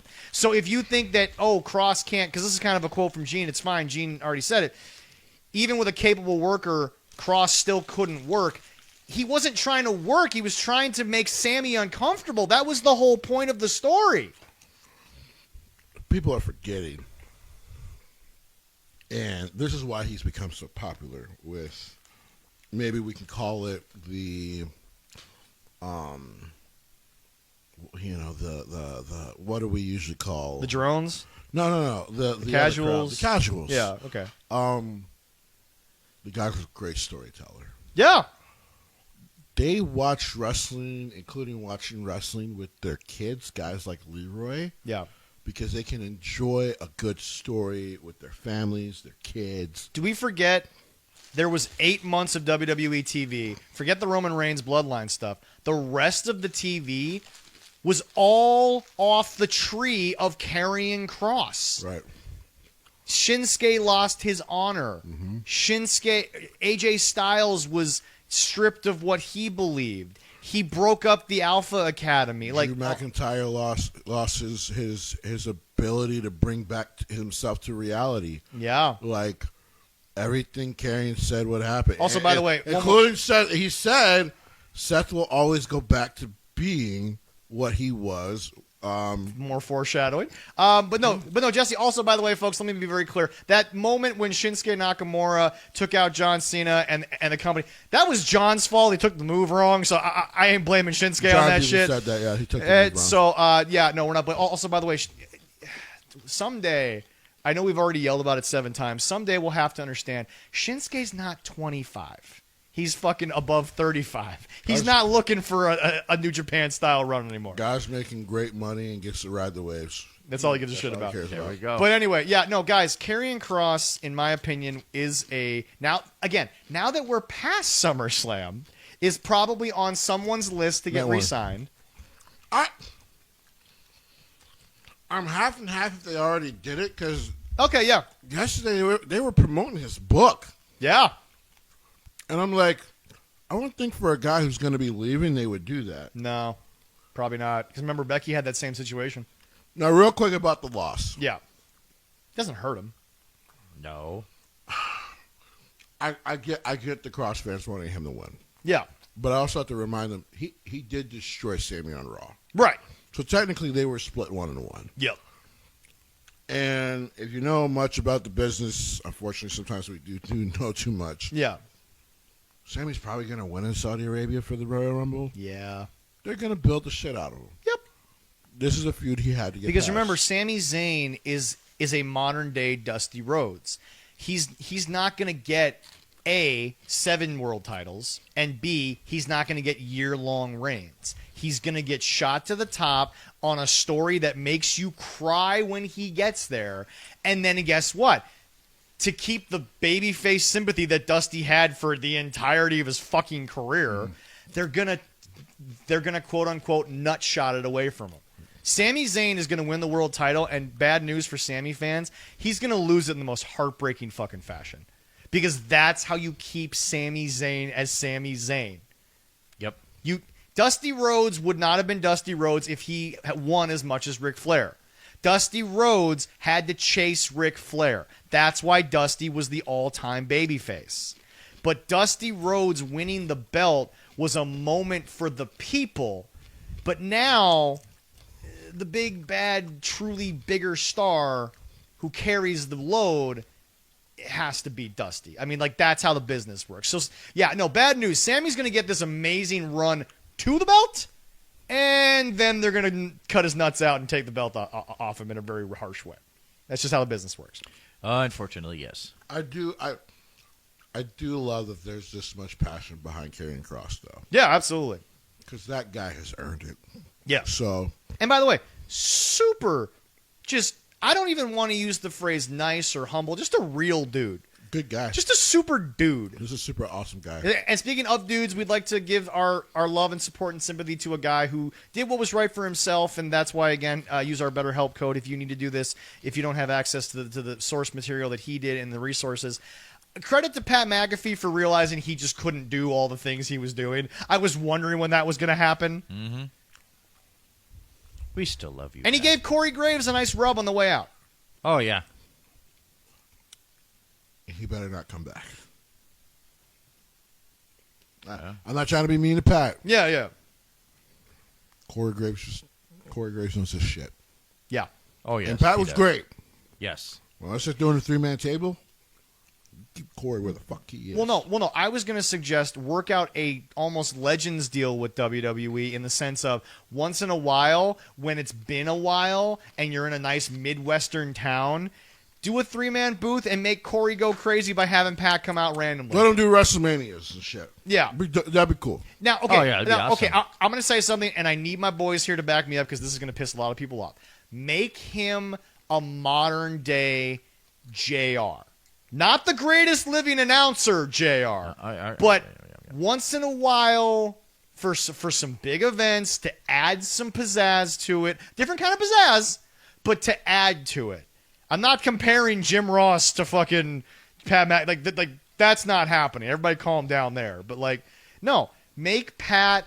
Pat got the run. Pat got to live the dream. Speaking of guys getting rubs and deserving it. Is it the next match? Well, it's not about a match. Okay. Big ups to Michael Cole. Because like he said, no disrespect to Pat. No disrespect to Corey. Yeah. My greatest partner of all time was Taz. They were so good together. People forget how great they were together. They were awesome. Do people not remember, Jesse, there wasn't a more fluid booth. It didn't exist. By the way, Taz and Mike because like he said, in a time where, like nowadays, I can break and I'm not going to get yelled at. Yeah. We would be getting our asses chewed, and during commercial, Taz would just be making faces at Vince yelling at us. But because Taz is so naturally fucking funny. Yeah. And like I told people, and you guys don't know how good they were on those SmackDown days, man. Oh my god! By the way, ups to Taz because I know they were kind of on the outs for a couple of years there, but obviously they've reconciled. Taz admitted, yeah, one of my greatest partners, probably my greatest partner ever. Those two, dude. At a point when Vince cared more about Raw than SmackDown and just let Paul have it, Paul Heyman's SmackDown isn't Paul Heyman's SmackDown without that booth. Oh, yeah. It's just not. I got to tell people, when you go back and rewatch those, you're like, God, this is so much better than Raw. And Vince knew it. He only had it for like a year and a half. Yeah. All right, next up, we had the WWE Women's Championship with Tiffany Stratton retaining against Jade Cargill. I refuse to talk about Jade Cargill. Just can't cut it any longer. I will say this: that's one of the worst fucking protections of a gal who was going to lose I've ever seen. So instead of, and actually, I'll give Stephen Larson credit for talking about it. The trope of sometimes, the person who came up and finally earned this opportunity, they just forgot maybe the person was too close to the rope, so they grabbed the ropes to kick out. Yeah. It is a bad trope. It always has been. But it's one, as a wrestling fan, you can always forgive. Yeah. So she overpinned her and put her foot on the second rope? That's how you protected Jade from this loss? Yeah, I hated that. But until that moment, though, I want to say I was loving this match. Oh, yeah, no. But... And by the way, that guys, I was just like, and then, well, why would you fucking overpull the leg? But then credit on the other side, Jesse. Whoo, Tiffany. I mean, what else can you say? I mean, she's just phenomenal. For those who don't know, Minnesota and Wisconsin are filled with fucking incredible athletes. Yes, they are. I'm going to say something controversial to people who maybe don't know a lot about the local scene. Of the, and again, this is not a slight.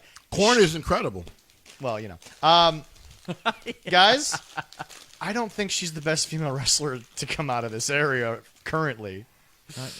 Tiffany, I don't think is the best. I think the best is still here. She's in the top 5. Totally. I mean,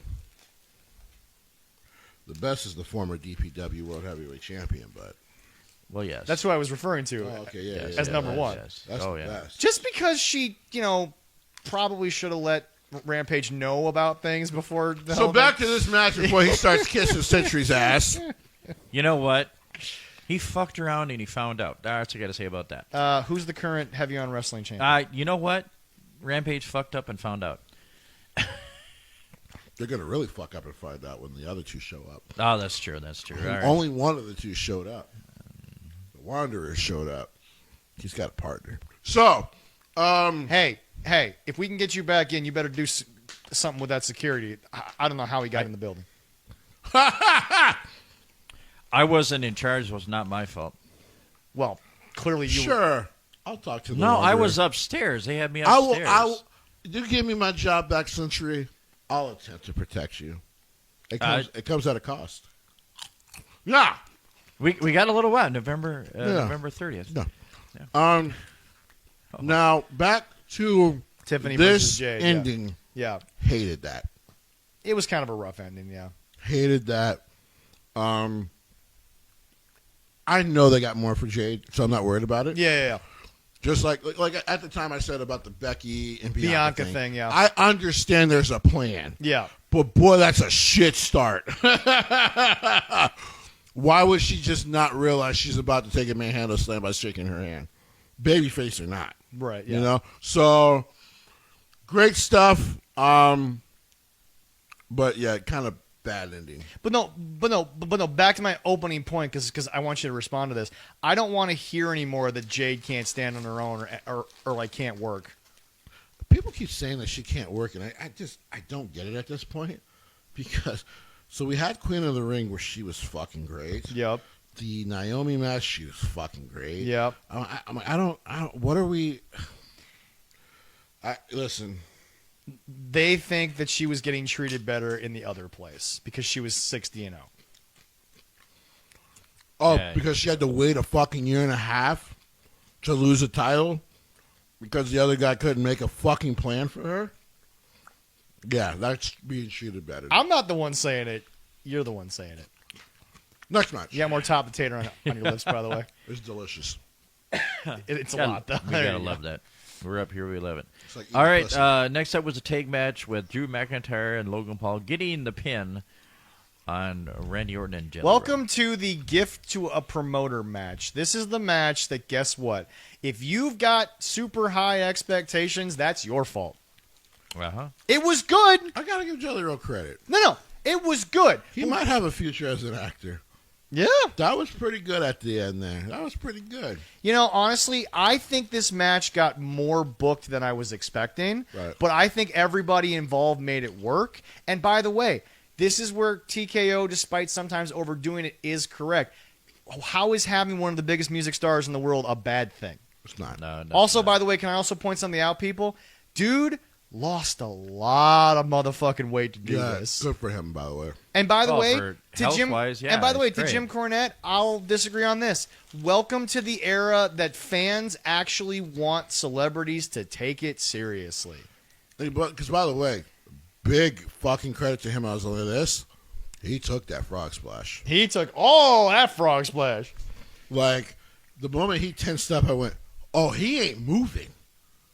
He's actually going to take this. Because I don't think he meant to overshow that he was going to take it. No. But, like, he tensed up. I'm like, oh, he ain't moving. Well, but, Jesse, if you haven't worked before at that level, you expect those things to happen. Right. You expect, because like for me, when he finally got pinned and he got frog splashed, I understand you're worried about the family jewels, but you don't need to put the hands there because I mean you were sprawled out and then all of a sudden you were in like that's a nitpicky thing. But I'm not here to fault the guy for it. So right? Yeah. But no. It's just we are in an era where the fans are more receptive if the celebrities give a shit. Mm-hmm. More so than come in, look like, Snooki wasn't terrible, but wasn't at this level. No. But that was more so because you were working with Trish at the time. Listen, this is why Logan Paul will always get credit. Bad Bunny deserves the praise every time he comes back. Pat McAfee did a good job down in NXT. Oh, yes, he did. Because not only did Bad Bunny seem to perfect like how to be fluid in a ring, he perfected selling, which is huge for wrestlers. Well, and it's also raised the bar, Jesse, to where if you're going to come into our world, we're not going to protect you as much anymore. Right. Mm-hmm. Because, Jesse, this is the part that I think these fans need to get over. Jesse, he worked a full match. Yes, he did. He not only worked a full match, he worked a full... He's a better storyteller than half the AEW roster. I knew you were going to give that a shot. I love you. But am I wrong, though? Not completely. Yeah. Which is actually unfair, so let me clarify.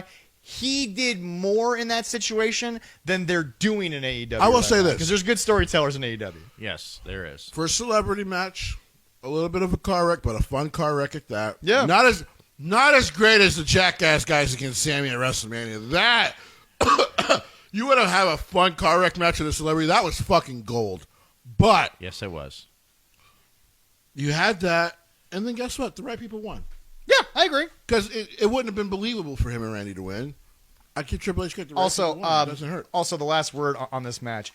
Dear United States of America, we got to fucking figure out our goddamn travel policy situations because that was fucking egregious. We know who you are, but you don't have ID. The fuck do you think Drew McIntyre is going to do on an international flight? The fuck? I think ready to get a private jet back here anyways. Well, you still have to have your passport, so we had to find it. WWE did the private jet to get him back quicker. I have to believe a part of the reason Triple H decided to do that press conference was so he could fucking have that orange idiot agree to just allowing WWE to fly Drew back. Probably. Because, by the way, he lives in Florida. Yeah, he does. Yeah.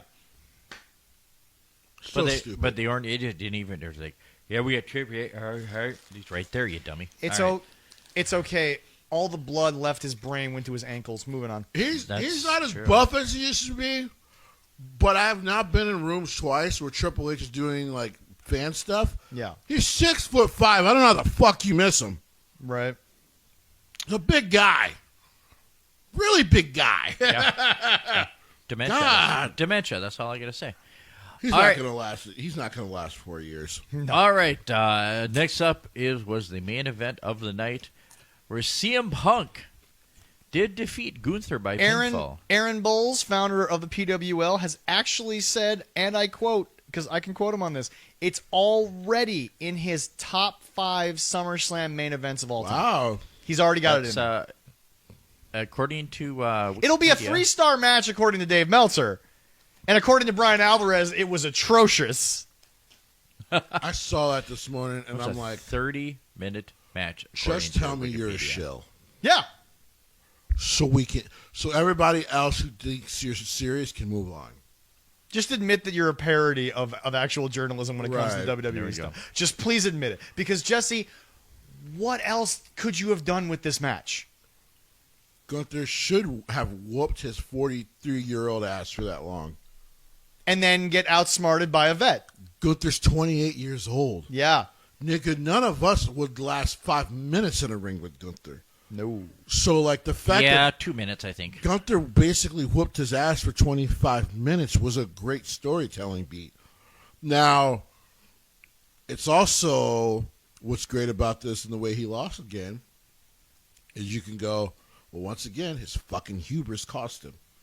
He got over cocky again with an opponent. Yep. And he lost the title. Also, because I watched this moment 3 separate times because Allison was trying to find the moment where he got juice. Jesse, if you don't do it in every fucking match and it's not done to both guys in all 6 matches, blood is still thicker than anything. Did you hear the pop when they saw him? Did you hear the reaction? Did you hear the reaction when he got juice? They were all... No, seriously, Leader, go watch the moment when he pops out from under the table where he cut himself. Or actually, knowing Gunther, he might have just, took his knuckle and just twisted it. But no, it's like they actually reacted, and they stayed reacted to it. Like, Jesse, in AEW, when you get juice, there's the human reaction. But then they all come back down because it happens every fucking match. Yeah. But no, Leroy, you don't understand. When they went up... They stayed there. Yeah. They had them the rest of the... See, this night, the IWC calls mid, boring, everything. But I go back and I watch. Yeah, the fans seem to really give a shit. They seem to care. It was... Well, because I read something else. It was right above on his bridge of his... when his forehead... He might have broke his nose, too. Yeah. It is reported, that because he's going to has some nasal surgery soon. But really quickly... Well, that's the equivalent of Selena Vega screwed up on the 619, broke Chelsea Green's nose, and the first thing Chelsea Green said is, it's been broken 6 times. Yeah. So Gunther's going to get something. But that was not the end. The blood was used as part of the story. Right. It is. Now he can't see. Right. If you can't see, your ass is in trouble against that dude. Well, but remember, Punk wasn't flipping, and he wasn't having Gunther flip. Jesse, a 43-year-old was kicking his fucking legs because you know what? It's a fucking vet against a giant. Right. Yes. Jesse, this is a moment where regardless of how you feel, folks, you want it because again, Dave's going to give it 3. He's going to give it a 3 because he's not going to fucking say, well, A, it wasn't in Japan, and B, it doesn't have Kenny, Nick, Matt, whatever. We all know the tropes that Dave will give. But how it's not a 5-star when it fit every fucking category that it needed to, I don't understand. Because, Jesse, what should the story of CM Punk, and this is a serious question for you and Leroy, both of you guys, great historians on wrestling, what in a fucking realistic context should the story of Gunther versus CM Punk have been in 2025? Gunther fucks him up. And that's it. But loses because of hubris. That's exactly what this was. Jesse, this is not the first Patriots won, but I would argue the Jets were more talented at least 5 of the 20 years. Oh, yeah. No. That's just a fact. But you were never as prepared as they were. Correct. You didn't have... Because one thing about that jackass they had to listen to for 7 months, Teddy Brisky, Jesse, one thing he didn't do was not have every single stone overturned 3 times. They knew... Jesse... They won a Super Bowl because they saw a formation and they took a 6th round or undrafted corner and said, go stand 2. This was Little Big League if I ever saw it because there was the one scene where he told Lou, come on over. Yeah. Come on over. Take 2 steps. Lou's like, okay, fine, whatever. And he's like, take 1 more step. Lou's like, fine, whatever. And all of a sudden you hear the crack of the bat, ball ends up right in the fucking glove. Lou doesn't even have to fucking sit up. But that's what the Patriots were. Yeah. They knew what Seattle was going to do, even though we all knew they should have handed the ball off. Right. But they knew what they were going to do. No, it was just he's a brilliant coach. There's no doubt about it. But it's a great story, but it makes sense. Right. And also Punk. And by the way, the ending, which was so brilliantly booked, because the AEW version is, I'm going to hit you with my finisher. Now I'm going to hit you with something else. Now I'm going to fucking hit you with a weird-ass fucking clothesline. And then that's the end. Jesse, you fucking hit him with the GTS, but he's a giant, so he's not down yet. First time he does not go down. He doesn't go down. But it's the Stephen Amell principle when he had the, let it breathe. Punk, you're tired, you're beat, you need to recover, you don't know what's going on. Is he going to fall? Is he not going to fall? Just let it breathe for fucking 5 seconds. The crowd can register what's happening. and then lift him up again, deliver the GTS, 1, 2, 3, and the crowd pops where they're supposed to. Right. Yep. Because, again, regardless of how I feel about Hangman, regardless of how I feel about this person, you cannot tell me the finishes are booked properly. No, what not. bothers me is you got Will fucking Ospreay, who's now hurt because of this bullshit, who does this fucking front flip out of fucking nowhere, and it's one of the most goddamn godforsaken things you'll ever see in the goddamn ring. And he does these amazing moves, these fucking aerial assassin things that, yes, he should be the guy who captures the moves in fucking Assassin's Creed. Because look at this shit. Yeah. And he wins with a shitty fucking elbow. I'm sorry, but Jesse, the way he builds it, Jesse. But it's to the back of the head. But Jesse, the Rainmaker doesn't mean as much in AEW because when it got to Japan, Jesse, when the Rainmaker came out, Okada made you believe in the Rainmaker. Well, because he also hit that shit a couple times before pinning guys in main event matches to make sure they were dead. Right, but Jesse, in that culture, sports based. Yeah. That's what like you kill them. Like it's. Either they're dead or you have failed. Right. Like, that's how it is. In the American style, you do a couple false finishes, even though everyone knows, well, that clothesline's not going to beat a guy. Right. But that's how you build American style. In Japan, if you did all those false finishes, the Japanese crowd's like, he's not going to be beat by that. Right. What the fuck you mean? Right. It would make a guy look so weak to all of a sudden get pinned. Like, Okada knows that. But he also doesn't give a fuck, so that's why he does it in an AEW ring. But no, that's how you end a match. The Rainmaker means nothing in AEW compared to what it meant in New Japan. And half of what the thing that pisses me off is Hangman fucking does the buckshot, then he fucking rolls the guy up. I'm like, what the fuck is this? That happened, by the way. I know. That's happened in main event matches. Like that move should be it. And by the way, I've always said about the move. It's a believable finish. Oh, absolutely. If he lunges himself, it's almost like the clothesline from hell. If a guy's coming with that much force and speed, it should be over. When Logan Paul hits the buckshot, Jesse, it's kind of at a point in the match where you believe that could be the ending. Right. Now, Logan moves on to other things because we got to make you hate this guy a little more. Not that it's hard, though. But, like...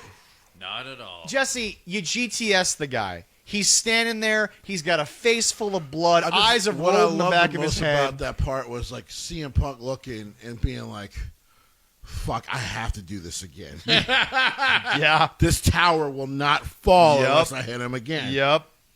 And guess what? And by the way, what made it even more brilliant, and I think the pop more brilliant, he had tried the GTS 6 other times and could not hit it. Yep. So, like, because of that. Now when it gets hit and you go home with it, it feels more proper. Now, one thing Jim is never wrong about in his reviews, regardless of his personal feelings, how he feels about training, this, that, he's not wrong when he tells you, if you don't watch like we do and you just listen, he'll tell you about this magical sequence, and you're like, okay, match will be over. And Jim goes, but that wasn't the finish. And then they went 5 extra minutes. It kills the crowd. Yeah. And CM Punk, regardless of what anyone feels about Phillip Brooks, he got the win at the most up moment he could. And Leroy, where did we go up from here? Let's talk about it. He doesn't have to say it. I'll say it. Let's talk about how, and I want somebody to clip this. Let's talk about how no one should ever cheer for Becky Lynch or Seth Rollins ever again. 3 weeks ago... A beautiful video. These motherfuckers take the video where he could not play with his daughter. He had to hobble around. And you fuckers got me to buy it. Because I would, man, if he can't play with his daughter, and by the way, he gets healthy. And by the way, as somebody who has worked and trained in the medical field, you go on an interview and you say, hey, there's a little too much swelling. We're going to have to do photos a different day. That's a believable fucking thing. And so I'm sitting there, because I'm sitting watching that video. I'm like, okay, well, he wouldn't lie.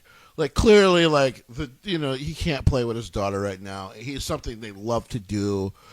Right? Fucking wrong. So his music hits.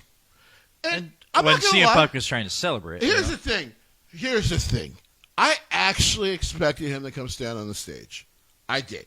Yes. Because I thought Triple H will still make sure everyone knows, hey, this is probably still going to happen at some point. Right? And so at first, I'm like, okay, well, if he turns and Paul turns around, then that's the end of the show. Yep. It was the moment Paul did not turn around with him that and he still had that smirk on his face. And I went, no! And when he threw the clutches, I'm like, no! And then he unbuckled his jacket, and my neighbor will tell you, I shouted, this motherfucker! They used their kid! Oh! Kayfabe still works if you're willing to commit. This was brilliant. This was brilliant. I would do that with my kids. Okay, here's the usually I'm the guy who usually is told, hey, you were right again. Hey, Dave, you got one. Good for you, buddy. Do you feel good about it? Do you because he was like, people owe me a do you feel good that you got it right? Oh my God, you got one right. Good hey, Dave, you, buddy. Hey, Dave. Random question because here's a cookie. Well, not only that, but Dave, Jesse likes to expose bullshit, so I'm going to do it myself. Quick question: if AEW had done this angle, would you have even put out a report that you're hearing that it's not real? Doubt it. Oh, so you're a hypocrite? Yeah. Okay, Absolutely. Gotcha. So yeah, to Brian Alvarez. Brian, we thought you were fucking coming around and you were going to be the voice of reason. Nope, you're a shill. Clearly, you're a fucking mark and a shill for this bullshit. Clearly, AEW's got you on the payroll. And hey, congrats to you in getting your money, bro. But hey, I guess your integrity as a journalist don't mean shit to you. How that ending was atrocious. No, the match. He said the match between Punk and seriously, I may have to find a way to use my connections because I ain't paying for that shit to get to Wrestling Observer Radio and hear why Brian doesn't agree with it. Because somebody put the whole clip up on Twitter, so you can go. Perfect. We'll go find that because I'm just like, you motherfuckers can't even be happy when they do something right, and they do it with guys that you know what everyone agrees, dude. If he goes to AEW and he's Walter, he's the best heel in the world. He would have made it in any territory at any point. One thing I agree about this, I think Jim Cornette's right. Walter is a heel in any territory at any point in time. I don't agree that Hangman is a top babyface in any territory at any time because I don't think some territories would agree with the way Hangman does his business. I'm not here to judge. But let me be very clear. That match from start to finish was booked like Awesome Kong and Gail Kim, and those are 5-star classics if I ever saw them. When women weren't taken seriously, those two women had Hall of Fame. Jesse, they're working with TNA. Put those matches in the Hall of Fame next year. All fucking 3 to 5 of them. Because they're fucking they're fucking brilliant. So number one, the match itself was absolutely brilliant. You had the 5 minutes of Punk celebrating. Seth's music hits. And, everyone in the crowd at first is just like, okay, this was kind of expected. He's going to walk on the stage. They weren't really shocked.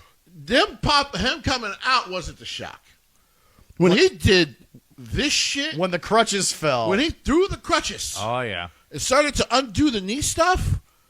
It was like, these motherfuckers got us. They got us. What pissed me off and why I made the jokes I've made so far is they released the Becky footage this morning of her going, oh, you thought she couldn't play with her daddy? Fuck you, ma'am. I hope Lyra Valkyria not only beats you but makes you step on Legos. How dare you? How dare you make me get emotional, ma'am? And then you use your child to do it, who clearly will be a brilliant actress in her future. Ah, you sons of bitches. Because that's actually what got a lot of people, was the video of him and his daughter. Yep. And you're like, all right, no, he's actually hurt. There's no fucking way. Yep. Apparently not as hurt as we all thought. Man, if you can get the people involved to just be silent, put out some tweets that we wish him the best, and you make everyone work from the training staff to the medical staff to everyone, and you just hold your tongue for a fucking couple of weeks, kayfabe still works just fine. It does. Oh, to the because I love him too, but to the LA Knight stands, this does not hurt what he did at Saturday Night Main Event. As a matter of fact, it makes him probably the first contender to the title. People telling me, people telling me, oh, LA Knight, Triple H, you keep doing this, he's going to leave. And I'm like, this motherfucker knows what's going to happen to him. I know he liked the one comment, but I'm like, well, of course he's going to like a comment that's promoting him positively. As a wrestler, you should. Right. But Jesse, this guy is featured all the time, everywhere. He's a top merch guy. Triple H hasn't sat him down and explained the exact time and place that it's going to fucking happen. Right. Triple H hasn't said you will be a world champion finally. You will get what you earned 20 years in this business. Come on, people. I agree with it, yeah. Jesse, this is the part I always love to say. You're working yourself, people. Mm-hmm. You're working yourself. Why are the Hardys at SummerSlam? Why wouldn't the Hardys be at SummerSlam? They're not at SummerSlam, are they? The Hardys are at SummerSlam. What the fuck? They have them sitting in the crowd right now. Oh, they're sitting in the crowd. Now. Because the TLC match is coming up. They already had the first match already since It's we're a big. recording. It's a big. Oh my God! Are they gonna have them fight the Wyatts? No. There's a TLC. Are they gonna hop the rail and fight the Wyatt family?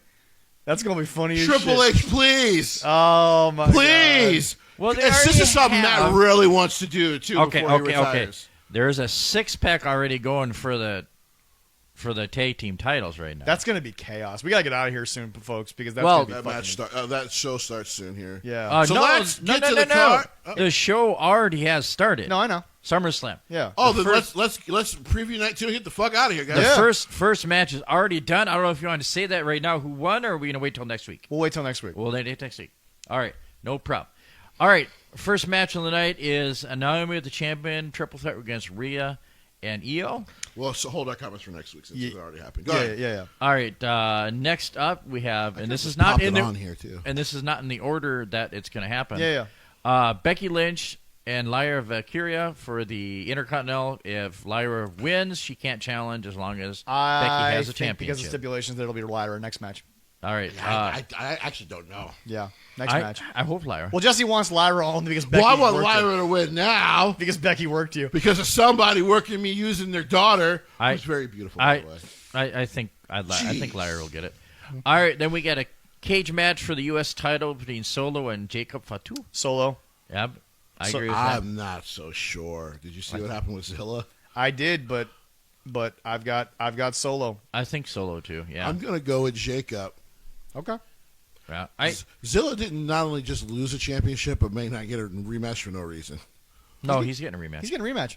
It's already posted. It's already been posted. Oh, Yeah. maybe he's not. Yeah, okay. Yeah, he is getting a rematch. Yeah, he's getting a rematch. Oh, I think Amazing Red would let him work WWE and House of Glory. It's not Amazing Red. I would be worried about. It's TKO. That's fair. No, it's already posted on Twitter about this rematch.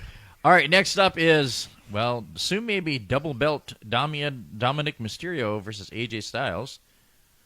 Dominic right now is the most interesting character in all of wrestling. Yeah. And by the way, to those people who are like, well, they got rid of R-Truth, now AJ Styles is enjoying the fuck out of himself. Move on with your fucking lives. Before he showed up to AAA a couple weeks ago to do that spot, I was all over AJ in this match.